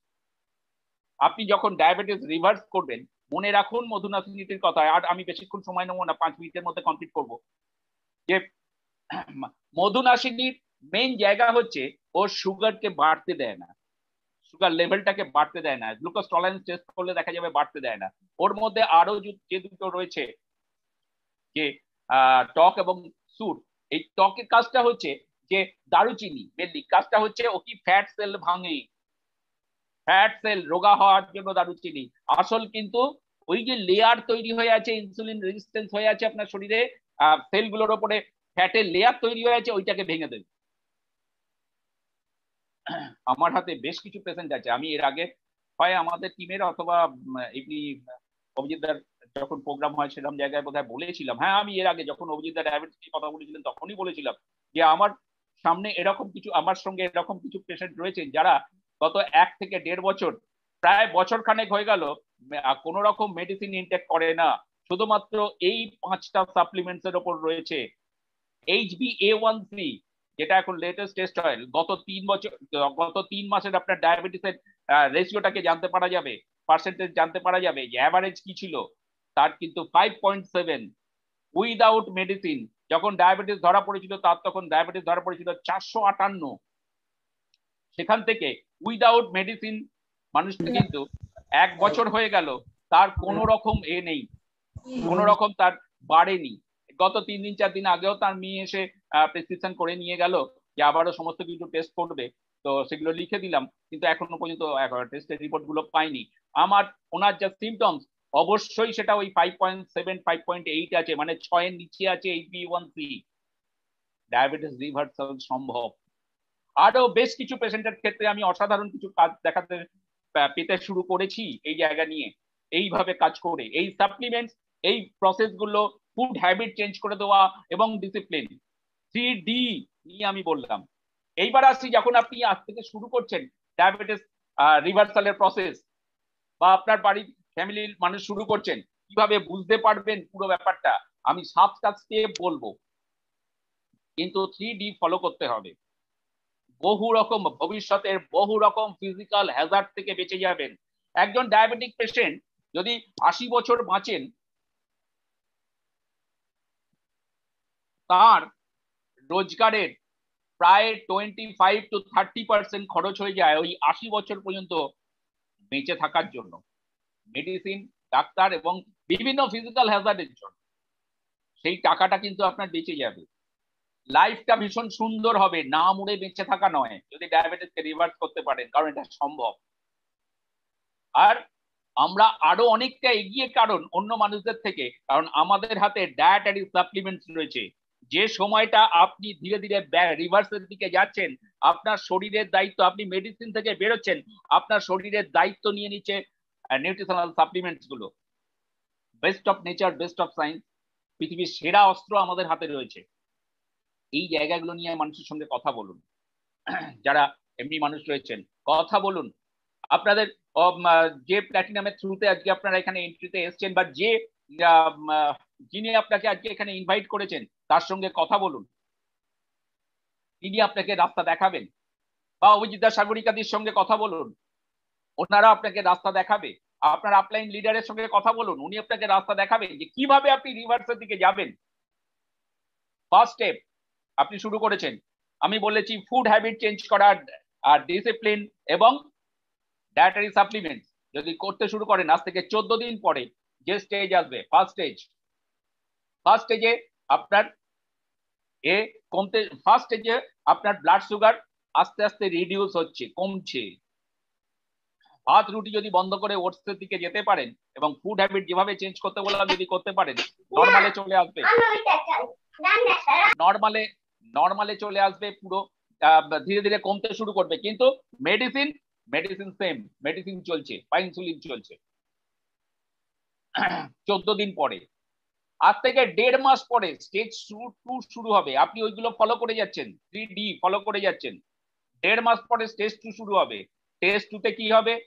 সুগার রিডিউস হচ্ছে 1.5 মাস পরে, ডায়াবেটিস রিডিউস হচ্ছে, তার সঙ্গে সঙ্গে আপনার ইনসুলিন এবং মেডিসিন আপনার ডক্টর কমাচ্ছেন। ইনসুলিন যদি নেন, নিজেই কম নিতে শুরু করবেন, কারণ সেই সময় বেশি নিলে আপনার সুগার ফল করার একটা টেন্ডেন্সি থাকবে। বা আপনি ডাক্তারের সঙ্গে কথা বলবেন, ধীরে ধীরে তিনি কমাচ্ছেন, মেডিসিন পাওয়ার কমাচ্ছেন। 1.5 মাস পরের type second stage. Third stage 3 মাস পর আজ থেকে। থার্ড স্টেজে কি যাবে? আপনার সুগার কমে এসছে, HbA1c 6 এর বেশি আছে, কিন্তু হয়তো প্রথমে থাকতো HbA1c 8, 8.5, 9, সেখান থেকে 6 থেকে 7 এর মধ্যে চলে এসছে HbA1c। আপনার মেডিসিন ধীরে ধীরে কমছে বা ইনসুলিন কমছে, আপনার সুগার লেভেলও কমছে। HbA1c মানে 3 মাসের যে রেশিওটা করা হয়, যে আপনার হিমোগ্লোবিনের গায়ে যে ছবিটা এঁকে দিয়ে যায় সুগার, সেই ছবিটা HbA1c বলা হয়। এখনকার লেটেস্ট টেস্ট এটা দেখা যাচ্ছে 6 এর আশপাশে এসে গেছে, স্টেজ 3। এরপরে আসছে স্টেজ 4। স্টেজ 4 কত? স্টেজ 4 আসছে আপনার, না স্টেজ 3 পর স্টেজ 4, আরো 4-5 মাস পরেই আপনার স্টেজ 4 আসছে, যেখানে HbA1c 6 এর নিচে এলো, মেডিসিন আরো কমছে। এই আপনার স্টেজ 4, 6 এর নিচে চলে এলো HbA1c, মানে আপনি একজন সুস্থ মানুষ, মেডিসিন কিন্তু ধীরে ধীরে কমছে বা বন্ধ হবার মুখে। এই জায়গাটা থেকে কিছু মানুষ মানে বাবা আমি তো দারুণ একদম সুস্থ হয়ে গেছি, আবার এদিক ওদিক সবকিছু খেতে শুরু করে, আবার সবকিছু কন্ট্রোলের বাইরে চলে যায়। ব্যাস শুরু হয় কি, আবার স্টেজ 3 তে পৌঁছে গেলাম, ব্যাক করলাম, আবার দেখা গেল যে HbA1c 6 এর ওপরে চলে গেছে, আবার কন্ট্রোল নিজেকে, ওই 3D আবার ফলো করা, আবার ধীরে ধীরে নামতে আবার 6 এর নিচে চলে এলো। আপনি গিয়ে পৌঁছলেন স্টেজ 5-এ। আজ থেকে 6 থেকে 9 মাস পরে আপনি স্টেজ 5-এ এন্ট্রি নিলেন, যেখান থেকে আসছে কি HbA1c 5.7 এ নেমে এসছে, আপনার মেডিসিন স্টপ হয়ে গেছে, আপনি কিছু মিষ্টি টিষ্টি মাঝে মাঝে খাচ্ছেন, খাবার পরে আপনার গ্লুকোজ টলারেন্স টেস্ট করছেন হাতে সুইচ ফুটিয়ে গ্লুকোমিটারে, আপনার পিপি বাড়ছে কিন্তু 140 টপকাচ্ছে না, স্টেজ 5, আজ থেকে 6 থেকে 9 মাস পরে। মানে শরীর আপনার লোড নিতে শুরু করেছে, ইনসুলিন রেজিস্ট্যান্স ভেঙে গেছে, শরীরের যে প্রোটেকশন ছিল, সেলের মধ্যে ঢুকছিল না ইনসুলিন এবং গ্লুকোজ, সেটা ভেঙে গেছে, কন্ট্রোলে আসছে। আপনার শরীর restore from sick to health. আপনার সঙ্গে কে রয়েছে? নিউক্লিয়াইডের মতন সাপ্লিমেন্টস গুলো সঙ্গে রয়েছে, সে পুরো লোড নিচ্ছে। আপনি আস্তে 18 বছর 20 বছর বয়সে যতটা সুস্থ জায়গায় ছিলেন, ধীরে ধীরে সেদিকে ফিরছেন, ব্যাক করছেন, ডায়াবেটিস রিভার্স হচ্ছে। স্টেজ 6, আপনার HbA1c 5.7, মেডিসিন সব বন্ধ, ধীরে ধীরে অন্য যে হ্যাজার্ড গুলো ছিল, ব্লাড প্রেসারের ওষুধ আপনার ডাক্তার বন্ধ করে দিয়েছে। ইটস পসিবল, ব্লাড প্রেসারের ওষুধ ডাক্তার বন্ধ করে দিয়েছে। থাইরয়েডের মেডিসিন আপনার হাউস ফিজিশিয়ান বন্ধ করে দিয়েছেন। কোলেস্টেরল ট্রাইগ্লিসাইডের জন্য আপনি যে হয়তো রোজাবেলটেন বা এই জাতীয় কোনো মেডিসিন ইনটেক করতেন, আপনার ডক্টর বলেছেন আপনাকে আর দরকার নেই আপনার এইগুলো। স্টেজ 6 আপনি পৌঁছেছেন। আপনার ডায়াবেটিসের জন্য ক্রিয়েটিনিন বেড়ে উঠেছিল, 3 পর্যন্ত পৌঁছে গেছিল, সেখান থেকেও আপনার কমে এসছে, কন্ট্রোলে আসছে। রেটিনোপ্যাথি, চোখের বেশ কিছু রেটিনা খারাপ হয়েছিল, আপনি কম দেখতে শুরু করেছিলেন, প্রবলেম হচ্ছিল, চোখের সামনে একটা কালো পর্দা ভাসতো, আপনার মনের মধ্যে ডিপ্রেশন থাকতো, সেগুলো কন্ট্রোল হচ্ছে, রিভার্স। আজ থেকে প্রায় 1 বছর পরে কথা বলছি, কিন্তু এই প্রসেস ফলো করেছেন। 3D, ডায়েট, ডিসিপ্লিন এবং ডায়েটারি সাপ্লিমেন্ট আপনি ফলো করে যাচ্ছেন। লাস্ট এলো কি আজ থেকে 1.5 বছর থেকে 2 বছর পরে এলো স্টেজ 7 এন্ড লাস্ট স্টেজ, যেখানে আপনি একজন কমপ্লিট সুস্থ মানুষ, আপনার শরীরে এক্সেস ফ্যাট নেই, আপনি এক্সারসাইজ না করলেও চলছে মাঝে সাঝে, হ্যাঁ সুস্থ থাকার জন্য রেগুলার এক্সারসাইজ করা দরকার, কিন্তু তারপরেও মাঝে সাঝে এক্সারসাইজ করছেন না, খাচ্ছেন যেটা ভালো লাগছে সেটা খাচ্ছেন, হ্যাঁ বয়স হিসেবে অবশ্যই খাওয়া উচিত। কোনো কোনো দিন টেস্ট করার জন্য 7টা জিলিপি একসঙ্গে খেলেন, 7টা জিলিপি, জিলিপিতে বলা হয় সব থেকে বেশি গ্লুকোজ টলারেন্স টেস্ট করলে সব থেকে বেশি বাড়ে, কারণ ওখানে দুটো জিনিস রয়েছে, চিনির রস এবং ময়দা, এই দুটোর জন্য যে দুটোর গ্লাইসেমিক ইন্ডেক্স প্রচন্ড হাই। আপনি 7টা জিলিপি একসঙ্গে পরপর খেয়েছেন, কিন্তু আপনার গ্লুকোজ লেভেল 120 উপরে ওঠেনি। পিপি 2 ঘন্টা পরে মেপেছেন 120 উপরে ওঠেনি। আপনি একজন কমপ্লিট সুস্থ ম্যান, কমপ্লিট সুস্থ মানুষ, ডায়াবেটিস রিভার্স হলো, ইটস পসিবল। সারা পৃথিবীতে গত 4 বছর 5 বছরের মধ্যে দেখা গেছে, যবে থেকে ডায়াবেটিস রিভার্সাল নিয়ে কাজ হচ্ছে, হ্যাঁ হচ্ছে তো আরো অনেকদিন আগে থেকে, সারা পৃথিবীতেই দেখা গেছে বহু মানুষ ডায়াবেটিসকে রিভার্স করে ফেলেছেন। এবং এই জন্যই ওয়ার্ল্ড হেলথ অর্গানাইজেশনের কথা যে আগামী 25 বছর পরে সারা পৃথিবীতে টাইপ 2 ডায়াবেটিস বলে কিছু থাকবে না, হ্যাঁ টাইপ 1 থাকবে, কিন্তু তারাও সেই টাইপ 1 ডায়াবেটিসও ভীষণভাবে কন্ট্রোলড হবে। তারা বিভিন্ন হ্যাজার্ড, টাইপ 1 ডায়াবেটিস যাতে তাদের লাইফ স্প্যান অনেকটা কম হয়, বিভিন্ন রকম হ্যাজার্ডে তারা কষ্ট পায় এবং বিভিন্ন রকম তাদের লাইফটাই অন্যরকম হয়ে যায়, তারাও অনেক সুস্থ জীবন 70, 80, 90 বছর বয়স পর্যন্ত বেঁচে থাকতে পারে। এটাই হচ্ছে ডায়াবেটিস রিভার্সাল। যে জায়গাটা আমার মাথায় প্রথম ঢুকিয়ে দিয়েছিলেন অভিজিৎ চক্রবর্তী, ওনার ডায়াবেটিসের থেকে ডায়াবেটিস রিভার্সালের যে জায়গা, সেটা নিয়ে বিভিন্ন ম্যাগাজিন, বিভিন্ন বই, গুগল সার্চ, ইউটিউব সার্চ করতে করতে গত কয়েক মাসে আজ দেখেছি যে ডায়াবেটিস রিভার্স করা সম্ভব। আজকে যতটুকু কথা বললাম, এগুলো যদি ফলো করে কিছু সংখ্যক মানুষ, বা আপনাদের বাড়িতে যাদের ডায়াবেটিক পেশেন্ট রয়েছেন তাদের, বা আপনার আশপাশে যেসব ডায়াবেটিক মানুষ রয়েছেন তাদের কয়েকজনও সুস্থ হন, তাহলেও আজকে আমার এই এতক্ষণ কথা বলাটা সার্থক হবে। থ্যাংক ইউ, ভীষণ ভালো লাগলো আজকে সন্ধ্যেবেলাটা এই কথাগুলো বলতে পেরে, আপনাদের সঙ্গে কাটাতে পেরে।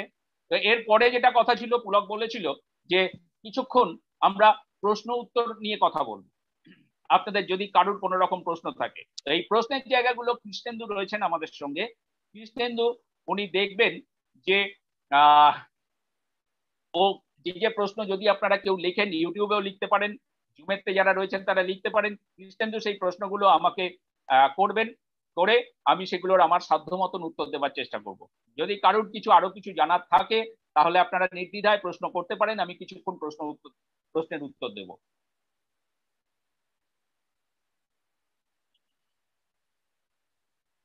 আছে কারোর? কৃষ্ণেন্দু তুমি আছো, বা কারোর কোন রকম প্রশ্ন আছি কি দাদা, আছে? এখন তো কেউ কোশ্চেন করেনি। আমি ইউটিউব এবং দুটোই ফলো করছি। ফাইন। যদি কারোর কোন রকম প্রশ্ন থাকে আপনারা করতে পারেন। যে তিনটে কথা বললাম, ডায়েট, ডিসিপ্লিন এবং ডায়েটারি সাপ্লিমেন্টস, এই তিনটের ওপরে যদি কারোর কোনো রকম থাকে দাদা তাহলে। একজন কোশ্চেন করেছেন অলরেডি, সীমা ভট্টাচার্য, লো প্রেসার থাকলে কি ওমেগা 3 খেতে পারে? লো প্রেশার থাকলে ওমেগা 3 না দিতে পারলেই ভালো হয়। সেক্ষেত্রে ওমেগা 3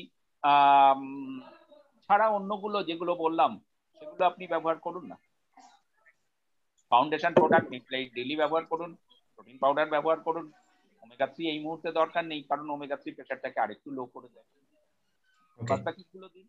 তারপরে যদি নিউক্লিয়েট ডেইলি এবং ওমেগা 3 দিতে শুরু করেন এবং যদি লেডি হন তাহলে সঙ্গে অবশ্যই চেরি আয়রন দেবেন। এই তিনটে দিলে লো প্রেশার কোনো রোগ নয়, খুব তাড়াতাড়ি প্রেশার আবার নর্মাল জায়গায় চলে আসবে। তারপরে ওমেগা 3 দিন না। ওমেগা 3 তো foundation product, not a medicine. But সারা পৃথিবীতে সব থেকে বেশি বিক্রি হওয়া সাপ্লিমেন্ট হচ্ছে ওমেগা 3। 106টা ডিজিজের এগেনস্টে প্রতিরোধ করে তোলে।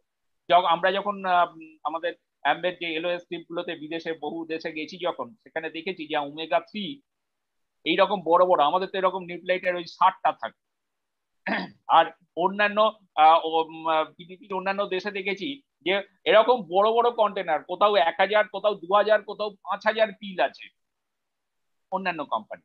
তবে আমাদের কোয়ালিটিটা কারণ নেই। ইপিএ আর ডিএইচ এর টোটাল কম্বিনেশন করে এএলএ, এই যে পুরো কম্বিনেশন, এটা কিন্তু আর অন্য কোনো কোম্পানি নেই। কারোর ইপিএ আছে তো ডিএইচ নেই, কারোর ডিএইচ আছে তো ইপিএ। এএলএ কম্পিট করতে পারে। সেই জন্য best of nature, best of science হচ্ছে। Thank you. আর যদি কারোর কোনো প্রশ্ন হ্যাঁ থাকে। দাদা, সুদীপ্তা দে ইউটিউব থেকে ই করছেন, মানে কোশ্চেন করেছেন, ডায়াবেটিস এর জন্য কখন ফাইবার খেতে হবে? ডায়াবেটিসের জন্য ফাইবার মেইন দরকার। আমি মেইন যে দুটো ফুড ইনটেক করছি সেইখানে, লাঞ্চ এবং ডিনার, এই দুটো মেইন ফুড আমি ইনটেক করছি। এইগুলো থেকেই পিপি অনেক বেশি বাড়ে। তাহলে এই দুটোর পরে যদি 1 স্কুপ নর্মাল জলে, যতটুকু জল আমি ইনটেক করি ততটুকু জলে 1 চামচ গুলে নেবো, ওর কোনো স্বাদ গন্ধ নেই। লাঞ্চের পরে খেয়ে নিলাম। হ্যাঁ, যারা অফিস যাচ্ছি বা বাইরে যাচ্ছি সেটাতে একটুখানি জল আমরা খাই, তার সঙ্গে গুলে খেয়ে নিলাম, সঙ্গে জল রইলো, একটু পরে আবার একটুখানি গন্তব্যে পৌঁছে খেয়ে নেবো। রাত্রে খাওয়া দাওয়ার পরে 1 চামচ, সুগার বাড়বেই না। একদম। দাদা আরেকটা কোশ্চেন ইউটিউব থেকে এসছে, সেটা হচ্ছে পম্পা ঘোষ করেছেন, জেনেটিক প্রবলেমে কি ডায়াবেটিক্স হবার চান্স বেশি হয়, সেখানে প্রিকশন কি নেব? জেনেটিক প্রবলেম বলতে কি প্রবলেম আছে জেনেটিক? মানে হয়তো উনি বলছেন যে পূর্বপুরুষ থেকে অনেকের, মানে ধরুন বাবার সুগার রয়েছে, তারপরে পূর্বপুরুষে যদি ডায়াবেটিস থাকে তাহলে ডায়াবেটিস হবার চান্স, যদি বাবা বা মায়ের মধ্যে কোনো একজনের থাকে তাহলে আপনার হবার চান্স 30%। যদি বাবা এবং মায়ের দুজনের ডায়াবেটিস থাকে তাহলে আপনার ডায়াবেটিস হবার চান্স 70%। ভীষণ ভাবে প্রিকশন নেওয়া দরকার। ফ্যাট যাতে শরীরে তৈরি না হয়, লো কার্ব ডায়েট এবং এক্সারসাইজ, এই দুটো, এবং ডায়েটারি সাপ্লিমেন্টস এখন থেকে, মানে ফাউন্ডেশন প্রোডাক্ট ভীষণ ভাবে দরকার। যদি আপনার হেরিডিটিতে ডায়াবেটিস থাকে, বাবা বা মা কারুর একজনের বা দুজনের, ফ্যাট কিছুতেই হতে দেবো না। আপনার কার্বোহাইড্রেট রেজিস্ট্যান্স কোন জায়গায় যাচ্ছে, একটা কথা হঠাৎ মনে পড়লো বলে দিই। বেলি ফ্যাট বলেছিলাম, পেটের ফ্যাট বাড়ছে। কার্বোহাইড্রেট রেজিস্ট্যান্সের কোন জায়গায়? কোনো না কোনো ওই যে ডিজিজ গুলোর মধ্যে একটা না একটা আপনার হতেই পারে। যতক্ষণ আপনার ইমিউনিটি আছে, আর হয়তো হয়নি, আপনার বয়স হয়তো 50-55, আপনি ভাবছেন যে আমার তো ফ্যাট রয়েছে, কই সেরকম তো বড় কোনো প্রবলেম নেই। হ্যাঁ, ঠিক আছে, এই মুহূর্তে আপনার ইমিউনিটি ঠিক আছে, সেই জন্য শরীর লড়ে যাচ্ছে ইমিউনিটি দিয়ে, রোগ প্রতিরোধ ক্ষমতা দিয়ে। সব চিরকাল তো থাকবে না, কোনো একটা সময় 60 বছরের বয়সের পর থেকে তো কমতে শুরু করবে, মেয়েদের 50 বছর বয়সের পরে, ছেলেদের 60 বছর বয়সের পরে। তখন যেটা তৈরি হতেই পারে, ওই ডিজিজ গুলোর মধ্যে কোনো একটা না একটা তৈরি হতেই পারে। সুতরাং এখন থেকে তৈরি হওয়া দরকার, যাতে না এটা তৈরি হয়। আপনার শরীরে ইনসুলিন রেজিস্ট্যান্স যাতে না তৈরি হয়, লো কার্ব ইনটেক করতে শুরু করুন অবশ্যই। এ করুন। আচ্ছা, বেলি ফ্যাট নিয়ে যে কথাটা বলছিলাম, পেটের যদি মাপ নিই, তাহলে সেটা যদি আমার হাইটের অর্ধেকের বেশি হয়, তাহলে আপনার বেলি ফ্যাটটা যে জায়গাটায় রয়েছে সেটা কিন্তু আপনার কার্বোহাইড্রেট রেজিস্ট্যান্সের দিকে অনেকখানি এগিয়ে গেছে আপনার শরীর। আপনার হাইটের অর্ধেকের নিচে যদি থাকে, না আপনার হাইট 5 ফুট, এটা যদি 2.5 ফুট হয়, আমি বোঝানোর জন্য বলছি, 2.5 ফুটের ওপর হলে আপনি প্রবলেমের মধ্যে রয়েছেন। 2.5 ফুটের কাছাকাছি, কম কাছাকাছি, আপনি কিন্তু রয়েছেন প্রবলেমের দিকে এগোচ্ছেন। যত কম থাকবে তত ভালো জায়গায় আপনি, আপনার শরীরে ফ্যাট কম। এটা একটা সাধারণ অ্যাভারেজ বললাম আমি। আর কেউ কোন রকম? হ্যাঁ দাদা, লালটু দাস কোশ্চেন করেছেন যে ডায়াবেটিস পেশেন্টের জন্য আপনি যেটা বললেন যে প্রোটিন একটা খুব বড় বড় ভূমিকা পালন করে, কিন্তু কারো যদি ইউরিক অ্যাসিড থাকে সেক্ষেত্রে প্রোটিন পাউডার কি নেওয়া যাবে? ইউরিক অ্যাসিড প্রচন্ড হাই যদি না হয়, তাহলে প্ল্যান্ট প্রোটিন নেওয়া যায়। ইউরিক অ্যাসিডের ক্ষেত্রে ক্ষতি করে animal protein, mainly animal protein এ করে। বাট কোনো মানুষ দিনের পর দিন ইউরিক অ্যাসিড হয়েছে এবং তিনি তখনকার মতন অ্যালোপ্যাথিক দিয়ে থামিয়েছেন, আবার কিছুটা কমে যাবার পর ছেড়ে দিয়েছিলেন, আবার বেড়েছে, এরকম করতে করতে করতে করতে শরীরে একদম ভীষণভাবে বিচ্ছিরি কন্ডিশন তৈরি হয়ে গেছে। সেক্ষেত্রে প্রোটিন তখন দেওয়া যাবে না। তাহলে তখন তাকে কার্বোহাইড্রেট প্রচন্ড ভাবে কমিয়ে দিতে হবে তার খাবারের সঙ্গে, ফ্যাট প্রচন্ড ভাবে কমিয়ে দিতে হবে তার খাবার থেকে। এবং সেটাও কাজ হবে তখন। প্রোটিন পাউডার নিতে পারছেন না, কিন্তু কার্বোহাইড্রেট ভীষণভাবে 30% চলে এসছে। ক্যালোরি মানে কি বলবো, যেখানে ভাজা ভুজি বা রেড মিট, ডিমের কুসুম, এই জায়গাগুলো কমিয়ে দেওয়া হয়েছে। ফ্যাটকে অন্য রকম ভাবে ভাঙতে হবে, তাতে তার ইউরিক অ্যাসিডও কমবে, দারুণ ম্যাজিক তৈরি হবে। বলেছি না আমি 3টে ডি নিয়ে কথা বলেছি, হয় ডায়েট, ডায়েটারি সাপ্লিমেন্ট, অথবা ডিসিপ্লিন, ম্যাজিক তৈরি হবে। থ্যাংক ইউ দাদা। আরেকটা কোশ্চেন আছে দাদা, সুব্রদীপ দত্ত করছেন, মানে এজ 30 এন্ড আপ হয়ে গেছে, ডায়াবেটিস নেই আর লেভেলও নেই, তাহলে প্রিকশন হিসাবে কি মধুনাসিনটা নেওয়া যাবে? মধুনাশিনী নেওয়ার খুব একটা দরকার নেই যদি না এক্সেস ফ্যাট থাকে, কিন্তু আমি বাকিগুলো নেওয়া যেতে পারে। 30 বছর বয়স হয়ে গেছে, ফাউন্ডেশনটা দরকার, মধুনাশিনীর থেকেও অনেক বেশি প্রয়োজন প্রোটিন, এক্স্যাক্টলি, নিউক্লিয়াইড, ডেলি ওমেগা 3। একদম। মধুনাশিনীকে অ্যাজ এ মেডিসিন ব্যবহার করাটাই ভালো যাদের ডায়াবেটিস হয়েছে তাদের, কারণ মধুনাশিনীর মেইন ইনগ্রেডিয়েন্ট হচ্ছে জিপসিমা সিলভাস্টা বলে একটা গুল্ম, মানে গাছ। সে কিন্তু সুগার লেভেলটাকে কমায়, ব্লাডের মধ্যে যে গ্লুকোজটা ঘুরছে সেলেতে পৌঁছতে পারছে না, সেটাকে কমিয়ে দিচ্ছে, সেটাকে কেটে দিচ্ছে, নষ্ট করে দিচ্ছে। সুতরাং ওটাকে সুস্থ মানুষের খুব একটা নেবার দরকার নেই। আমার যদি ফ্যাট কমাতে হয়, অবশ্যই এক্সারসাইজ কিছু করি, তার সঙ্গে প্রোটিন ইনটেক করি, নিউক্লিয়াইড ডেলি ইনটেক করি, ওমেগা ইনটেক করি, ফাউন্ডেশন প্রোডাক্ট। আগামী দিনে ওটা আপনার চারিদিকে একটা বর্ম তৈরি করবে, বহু রোগের হাত থেকে আপনি বেঁচে যাবেন আগামী দিনে। ইউরিক অ্যাসিড থাকলে কি সামুদ্রিক মাছ খাওয়া যাবে? শান্তনু ভট্টাচার্য। ইউরিক অ্যাসিড থাকলে খেতে পারেন, তাতে কিছু এসে যায় না, যদি আপনার সেরকম মেজর কোনো প্রবলেম যদি না তৈরি হয়। আপনি কি কোনোদিন খেয়ে দেখেছেন যে সামুদ্রিক মাছ?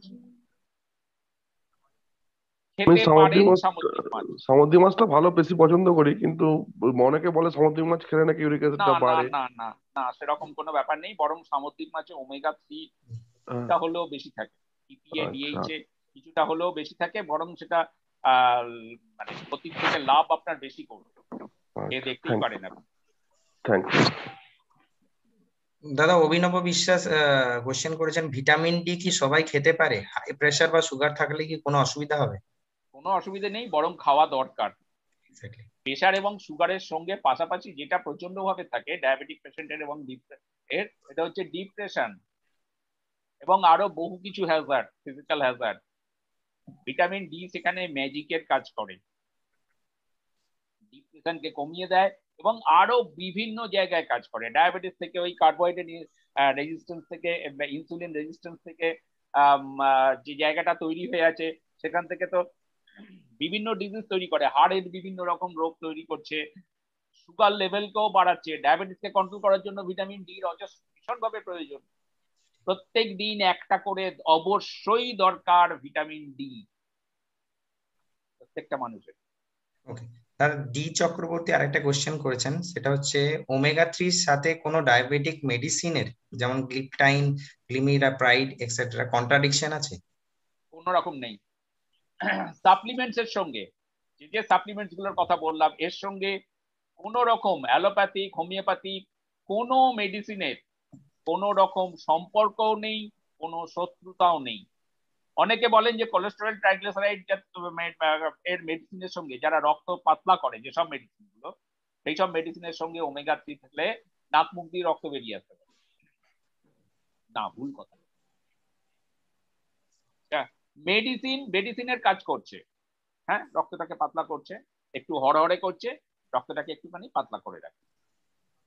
সাপ্লিমেন্ট যদি সেখানে গিয়ে আপনার শরীরে বেশি হয়ে যায়, সাপ্লিমেন্টস এর অজস্র কাজ, ওমেগা 3 অজস্র কাজ, তারপরেও গিয়ে যদি আপনার শরীরে একটু বেশি হয়ে যায়, ওটা ন্যাচারাল, ওমেগা 3 ন্যাচারাল, শরীর সেটাকে ব্যালেন্স করে থ্রু স্টুল ইউরিন বার করে দেবে, কোথাও কোনো ভয় নেই। বরং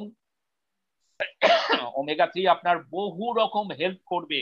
ভবিষ্যতে আপনি হয়তো অ্যালোপ্যাথিক মেডিসিন গুলো থেকে বেরিয়েও আসতে পারেন, এই হেল্পটা আপনাকে করবে। সুতরাং ইমিডিয়েট স্টার্ট করুন ওমেগা 3, এবং তার সঙ্গে অবশ্যই ডায়েটের যে জায়গাটা বললাম এবং ডিসিপ্লিনের যে জায়গাটা বললাম সেটাও ফলো করুন। একদম। দাদা রিনা ভট্টাচার্য উনি একটা কোশ্চেন করেছেন, ওএ পেশেন্টের অস্টিওপোরোসিসও আছে, তাকে ক্যালম্যাকডি প্লাস ওমেগা 3 গ্লুকোসামাইন দিয়েছি, আর কি দেব? কি কি বলবো, আর একবার শুনলাম না। ওএ পেশেন্ট উনি লিখেছেন, ওএ পেশেন্টের অস্টিওপোরোসিসও আছে, তাকে ক্যালম্যাকডি প্লাস ওমেগা 3 গ্লুকোসামাইন দিয়েছি, আর কি দেব? Vitamin D, protein powder, main তো অস্টিওপোরোসিসকে কমাবে প্রোটিন এবং ভিটামিন ডি যেমন ভাবে দরকার, কারণ ওমেগা, হ্যাঁ ওনার সুগারও আছে। হ্যাঁ, সুগার নিয়ে তো এতক্ষণ ধরে বললাম। হ্যাঁ ওনার সুগারও আছে। হ্যাঁ ঠিক আছে, প্রোটিনও দেবো আর ডিটাও দেবো তাহলে। হ্যাঁ ওকে, আমি তো ওকে, বললাম। ঠিক ঠিক আছে, thank you. Seema Bhattacharya question করেছেন, মায়ের যদি থাকে এজ 48, সীমা ভট্টাচার্য একটা কোশ্চেন করেছেন, মায়ের যদি থাকে এজ 48 যদি হয়, এখনো সুগার আসেনি, তাহলে কি মধুনাশিনী খেতে হবে? এটা তো রিপিট করেছেন অলরেডি আপনি কোশ্চেন। না, যার নেই ডায়াবেটিস তাকে এক্স্যাক্টলি এটা দিন। 48 বছর বয়সে অবশ্যই একজন মায়ের কি কি সাপ্লিমেন্টস ইনটেক করা দরকার? Foundation must, nucleate daily, protein powder, omega 3 must. Plus এই বয়সে মায়েদের শরীরে যেহেতু একটা ম্যাসিভ চেঞ্জ আসে, সুতরাং অবশ্যই আমাদের চেরি আয়রন যদি 11 নিচে থাকে তাহলে অবশ্যই দিনে 2টো, 11 বেশি থাকলে দিনে 1টা করে, 1 নম্বর। 2 নম্বর হচ্ছে যে ক্যালসিয়াম, ক্যালম্যাক ডি ভীষণ ভাবে দরকার, 1টা করে দিনে 2বার, কারণ তার শরীর থেকে যেহেতু ইস্ট্রোজেন হরমোন তৈরি হওয়া বন্ধ হয়ে গেছে, হাড় থেকেও ভীষণ তাড়াতাড়ি তার কমছে, ক্যালসিয়াম কমছে, বন্ডিং কমছে তার ক্যালসিয়ামের। সুতরাং ক্যালম্যাক ডি সঙ্গে ভিটামিন ডি দিতে পারলে আরো ভালো। বলছি যে স্যার, আমার ওয়াইফ প্রচন্ড গ্যাস অম্বলে ভোগে, তো একটুখানি খাওয়া দাওয়া নিয়ম বা একটু গ্যাপ হয়ে গেলে প্রচন্ড গ্যাস অম্বলে ভোগে, তো কি খেলে মোটামুটি একটু সুস্থ থাকা যাবে এটা? গ্যাস অম্বলের জন্য মেইন যেটা সাপ্লিমেন্ট, সিস্টেম যদি রেগুলার ক্লিয়ার হয় তাহলে গ্যাস অম্বলের 90% এমনি চলে যায়। 2 নম্বর, আপনি পুরোটা শুনেছেন কিনা জানি না, হাইপার অ্যাসিডিটি একটা বড় কারণ কিন্তু ইনসুলিন রেজিস্ট্যান্স। তাহলে আমার সাপ্লিমেন্ট দরকার, প্রথম হচ্ছে ফাইবার, সিস্টেমটাকে ক্লিয়ার করার ক্ষেত্রে ফাইবার সব থেকে ভালো হয়। মেইন যে দুটো ফুড, মেনলি ধরুন যে সময়টা উনি ভাত খাচ্ছেন, ভাত খাওয়ার পরে 1 গ্লাস জলে 1 স্কুপ, ওই যে গ্রিন রঙের যে স্কুপটা দেয়, প্লাস ভোরবেলা একদম খালি পেটে ঈষদুষ্ণ গরম জলে 1 গ্লাস উষ্ণ গরম জলে 1 চামচ ফাইবার গুলে একদম খালি পেটে ইনটেক করা। ধীরে ধীরে 2-3 দিনের মধ্যে থেকে একটা সিস্টেমে চলে আসবে, ওনার সিস্টেম ক্লিয়ার হবে। 1। 2 নম্বর হচ্ছে আমলকি, একটা করে, আমাদের আমলকি হরিতকি হরিতকি যেটা আছে, একটা করে দিনে 2 বার। যদি গ্যাস অম্বল আরো চলতেই থাকে তাহলে সঙ্গে আমাদের মিল্ক থিসিল মানে লিভার হেলথ যেটা আছে সেটা একটা করে দিনে 2 বার, অন্তত 4 মাস দেওয়া। আর ফুড হ্যাবিটটাকে চেঞ্জ করে দিন, হাই ফাইবার জাতীয় খাবার ইনটেক করতে বলুন। গ্যাস অম্বল হচ্ছে মানে খাবারে ফুডের মধ্যে কম আছে, ফাইবার কম আছে। উনি সাধারণ সাধারণ যে আমি বলেছিলাম ভাতের পরিবর্তে steel cut oats, oats bran, এইগুলো ইনটেক করতে, সিস্টেম ক্লিয়ার হবে, গ্যাস অম্বল চলে যাবেই। তার সঙ্গে সেডেন্টারি লাইফস্টাইল থেকে বেরিয়ে আসতে হবে। একদম বসে শুয়ে দাঁড়িয়ে থাকা, হয়তো বলবেন যে বাড়ির মধ্যে অনেকটাই ঘোরাঘুরি করি, কিন্তু সেখান থেকেও বেরিয়ে আসতে হবে। কিছুটা হাঁটা, কিছুটা এক্সারসাইজ করা, দেখুন একদম ম্যাজিক তৈরি হবে। শুনুন। Thank you. Thank you sir. বলছি দাদা, ইউটিউব থেকে কৌশিকী ভট্টাচার্য উনি একটা কোশ্চেন করেছেন, হাই প্রেসারে একবার হার্ট অ্যাটাক হয়েছে আমার মায়ের, সেক্ষেত্রে কি ওমেগা 3 এবং ক্যালমেটডির রেগুলার পিডিওর সাথে খেতে পারবে? একদম, পিডিওতে তো ওমেগা 3 রয়েছে, আবার ওমেগা 3 মানে ক্যালমেটডি ইনক্লুড করেছেন উনি, মানে হ্যাঁ, ক্যালমেটডি ক্যালম্যাগডি তো অবশ্যই দরকার, ওমেগা 3 ক্যালম্যাগডি অবশ্যই খেতে পারবেন। আরেকবার পড়ো কোশ্চেনটা। হাই প্রেসারে একবার হার্ট অ্যাটাক হয়েছে আমার মায়ের, সেক্ষেত্রে কি ওমেগা 3 ও ক্যালমেটডি রেগুলার পিডিওর সাথে খেতে পারবে? খেতে পারবে, কিন্তু পিডিওতে তো প্রোটিন ডেলি, ও মানে ওমেগা, ওমেগা, তাহলে রাইট। ওখানে একবার ওমেগা খাচ্ছে, তাহলে আবার ওমেগা কেন? ওমেগা 3 একটা করে দিনে 2 বার খাবার দরকার। এবার ক্যালম্যাগডি অবশ্যই দরকার ওনার, ঠিক, একদম। আর দেখে নেওয়া দরকার যে প্রেশার কোন জায়গায় আছে। হাই প্রেশার যদি থাকে, তাহলে প্রেশার যদি চলতেই থাকে সেক্ষেত্রে আমাকে অবশ্যই সঙ্গে আমাদের গার্লিক ট্যাবলেট, যদি কোলেস্টেরল ট্রাইগ্লিসারাইড হাই কোনো একবার অ্যাটাক হয়েছে মানে কোলেস্টেরল ট্রাইগ্লিসারাইড বেড়েছে, সেক্ষেত্রে আমাদের সিএইচ ব্যালেন্স ম্যাজিকের মতন কাজ করে। ওকে দাদা, আরেকটা কোশ্চেন রয়েছে, জাস্ট এসছে এখনই, মানে জুমেই এসছে, সৌরভ ভৌমিক করছেন, সেটা হচ্ছে পিসিওডি পেশেন্টের কোন কোন সাপ্লিমেন্ট খাবেন, মানে পিসিওডি পেশেন্টরা কোন কোন সাপ্লিমেন্ট খাবেন? একবার বলেছিলাম, আবারও বলি, মেইন জায়গা এখানে হচ্ছে যে হরমোনের কিছুটা প্রবলেম রয়েছে, পলিসিস্টিক ওভারির জায়গাগুলো, সুতরাং প্রোটিন পাউডার দরকার, ওমেগা 3 দরকার। এক্ষেত্রে অবশ্যই দেখা যায় যে ফিমেল অর্গানের বিভিন্ন রকম সমস্যা রয়েছে, হিমোগ্লোবিনের পার্সেন্টেজ কম রয়েছে, তাহলে চেরি আয়রন দরকার। চেরি আয়রন একটা করে দিনে 2 বার, অন্তত 15 গ্রাম করে প্রোটিন পাউডার, ওমেগা 3 একটা করে দিনে 2 বার, সঙ্গে নিউট্রিলাইট ডেইলি অবশ্যই দরকার ফাউন্ডেশন প্রোডাক্ট। এই 4টে দিয়ে শুরু করুন আগে। দেখুন হয়তো কিছুদিন পরে গুলো মুছে যেতেও পারে। আর ওই যে বলেছি কার্ব কমিয়ে দিন, কারণ insulin resistance, polycystic ovary main জায়গা ইনসুলিন রেজিস্ট্যান্স। আপনি যদি অ্যালোপ্যাথিক ডাক্তারবাবুর কাছে যান বা কোনো গাইনোর কাছে গেলে তিনি যে মেডিসিনটা দেবেন সেটা হচ্ছে ইস্ট্রোজেন হরমোন কেমিক্যাল কম্বিনেশনে 1। 2 নম্বর সঙ্গে অবশ্যই দেবেন মেটফরমিন, যেটা ডায়াবেটিক পেশেন্টকে দেয়া হয় ইনসুলিন রেজিস্ট্যান্সটাকে কমানোর জন্য, এটা দেবেন। ফ্যাটটাকে কিছু কোনোভাবে কমাতে বলুন। বেলি ফ্যাট অবশ্যই আছে, যেক্ষেত্রে পলিসিস্টিক ওভারি থাকে সেখানে বেলি ফ্যাট থাকে, বেলি ফ্যাটকে অবশ্যই কমাতে বলুন। আমি এতক্ষণ প্রথম থেকে আমার যদি প্রোগ্রামটা শুনে থাকেন তাহলে এই জায়গাগুলো আপনার ভীষণভাবে কাজে লাগবে। ফলো করুন না, ডায়াবেটিস নেই বলে যে ওইগুলো ফলো করবো না, 3D ফলো করবো না তা তো নয়। আমি তো বলে দিলাম যে পুরো সমস্ত যে যে ডিজিজ গুলোর নাম করেছি সব কটা থেকে বেরিয়ে আসা যাবে যদি 3D কে ফলো করা যায়। Over to Krishna. হ্যাঁ দাদা, শুভময় একটা ইউটিউবে অফ দ্য ট্র্যাক একটা কোশ্চেন করছেন, লিখেছে যে আর্থারাইটিস এর কি reversal possible maintaining carbs? Arthritis তো অনেকগুলো প্রসেস মানে বিভিন্ন রকমের আর্থারাইটিস। আর্থারাইটিস মানে তো বাত, কোন জাতীয় আর্থারাইটিস, তারপরেও না জেনে বলি হ্যাঁ সম্ভব। আর্থারাইটিসের এগেনস্টে প্রতিরোধ করে তোলে ওমেগা 3। আমাদের প্রত্যেকটা আর্থারাইটিসে আমাদের শরীরে প্রোস্টাগ্ল্যান্ডিন বলে একটা জৈব রাসায়নিক পদার্থ তৈরি হয়, সেটা ওমেগা 6 এর বাই প্রোডাক্ট। মানে স্যাচুরেটেড ফ্যাট যদি অত্যাধিক খাই, স্যাচুরেটেড ফ্যাটের দরকার আছে শরীরে, কিন্তু যদি সেটা অনেক বেশি হয়ে যায় এবং পলি আনস্যাচুরেটেড ফ্যাটি অ্যাসিড যদি কম ইনটেক করা হয়, তাহলে শরীরে প্রোস্টাগ্ল্যান্ডিন বলে একটা জৈব রাসায়নিক পদার্থ তৈরি হয়। এবং আমি কি বলেছিলাম, আর্থারাইটিসের একটা বড় কারণ কিন্তু ইনসুলিন রেজিস্ট্যান্সের জায়গা।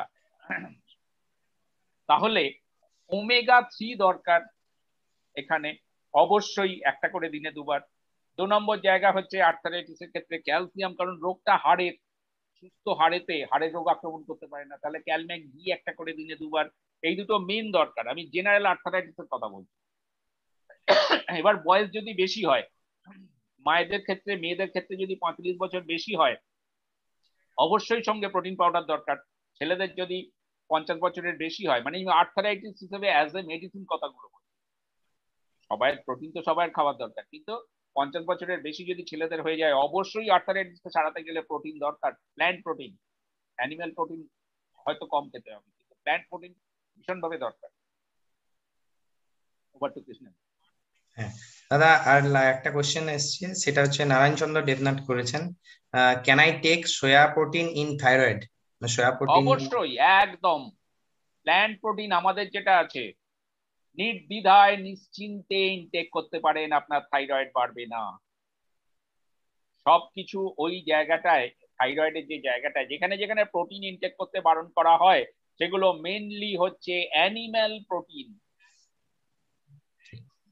প্ল্যান্ট প্রোটিনে থাইরয়েড আপনার বাড়বে না, প্ল্যান্ট প্রোটিনে ইউরিক অ্যাসিড বাড়বে না, প্ল্যান্ট প্রোটিনে কিডনি প্রবলেম প্রায় 40 to 50% এগিয়ে গেছে। সেখানেও আপনার সেই প্রবলেমের পরেও আপনি প্রোটিন ইনটেক করতে, plant protein, all plant protein powder intake করতে পারেন। 50% এর বেশি হয়ে গেলে, যেখানে আপনাকে জল ভীষণভাবে কম খেতে বলা হচ্ছে, কিডনির বেশ কিছু সেল ড্যামেজ হয়ে গেছে, হয়তো ডায়ালিসিস করছেন, সেটা অবশ্যই আপনি যে ডক্টরকে দেখাচ্ছেন, মানে আমি কিডনির সমস্যার জন্য বলেছিলাম, সেক্ষেত্রে ওই ডক্টরকে জিজ্ঞেস করে তারপর ইনটেক করা দরকার। দাদা আমরা এবারে মনে হয় লাস্ট কোশ্চেন এটাই নেব, কারণ আর আমি দেখতেও পাচ্ছি না কোশ্চেন। অমর্ত্য চন্দ্র লিখেছেন, একটু আগে মায়ের জন্য যে সাপ্লিমেন্ট গুলোর কথা বললেন, সেগুলো সব কটাই আমার মা খান, কিন্তু প্রোটিন পাউডার খাই না, কারণ হজম হয় না, মিল্ক হজম হয় না, তাই এর জন্য কিছু করার আছে কি? এজ 58। মিল্ক হজম হয় না, মিল্কের সঙ্গে প্রোটিন পাউডারে মিল্ক করছে। প্রোটিন পাউডারে মিল্ক নেই, মিল্কে থাকে ল্যাকটোজ। আমাদের প্রোটিন পাউডারে তো ল্যাকটোজ নেই।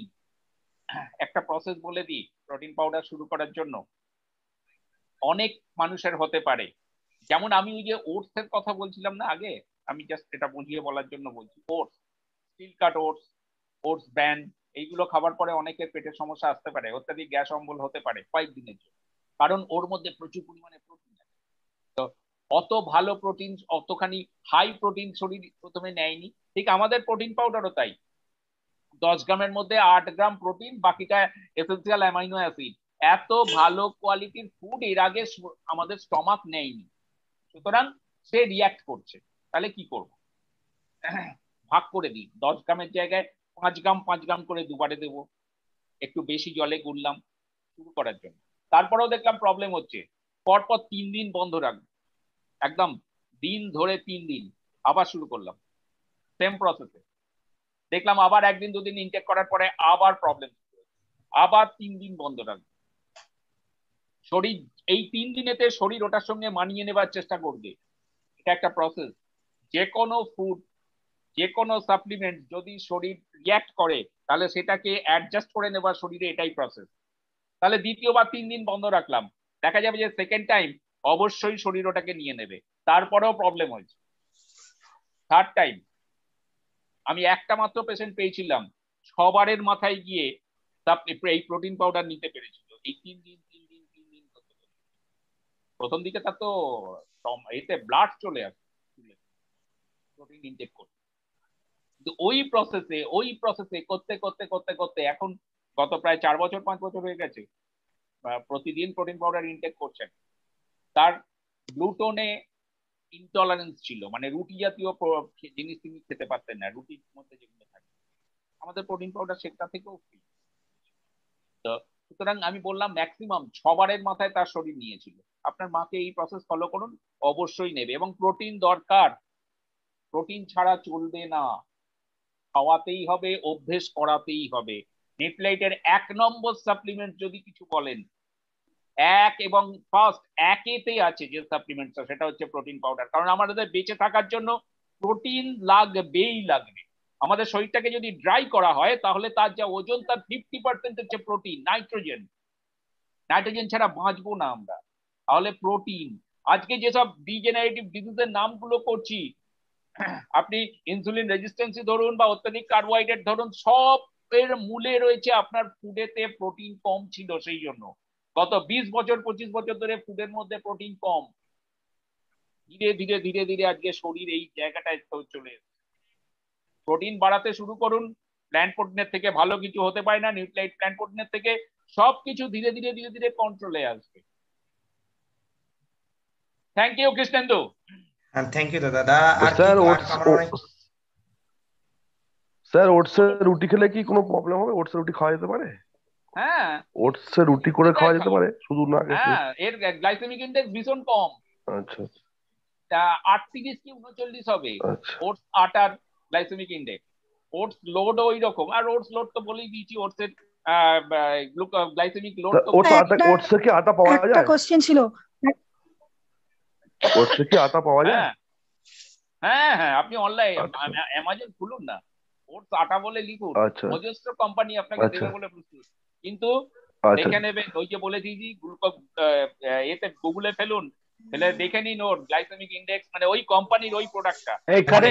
এখানে আমি একটা ছোট্ট কথা অ্যাড করব, সেটা হচ্ছে যে ওটসের আটা কিনবেন না, যা গুঁড়ো কিনবেন সব ভেজাল পাবেন।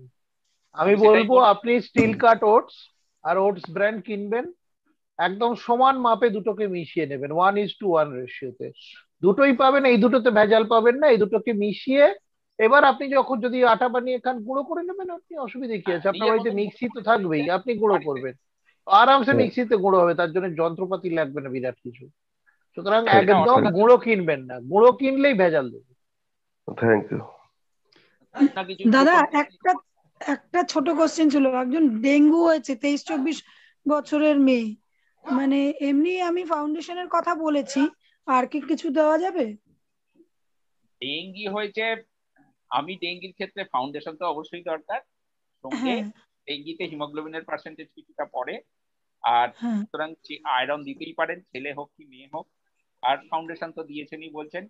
আর একটা সাপ্লিমেন্টস ম্যাজিকের কাজ করে ডেঙ্গির ক্ষেত্রে, ওই যে মুখ চোখ কালো হয়ে যায়, বিভিন্ন রকম ফিজিক্যাল হ্যাজার্ড থাকে,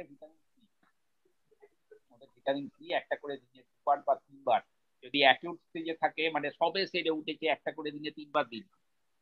সঙ্গে নিউক্লিয়াইড ডেইলি তো আপনি ফাউন্ডেশন দিচ্ছেন অবশ্যই, তার মানে সেখানে অন্য অক্সিডেন্ট গুলোকেও পেয়ে যাচ্ছে সাপোর্ট। গ্রুপ অফ অ্যান্টিঅক্সিডেন্ট সঙ্গে দরকার হয় সবসময় ভিটামিন সি কে কাজ করানোর জন্য। মানে সঙ্গে শুধুমাত্র ভিটামিন সিটা আর চেরি আয়রনটা অ্যাড করুন, তাহলেই খুব তাড়াতাড়ি, যেটা ও 3 মাস 4 মাস লাগতো সুস্থ হয়ে উঠতে, সেটা 15 দিন পর থেকেই নিজের অফিস কাছারি যেতে পারবে, বা যে যা কাজ করে সেই কাজ। আচ্ছা, ফাউন্ডেশনের সঙ্গে ভিটামিন সি আর আয়রন বললেন? আয়রন। ঠিক আছে, থ্যাংক ইউ।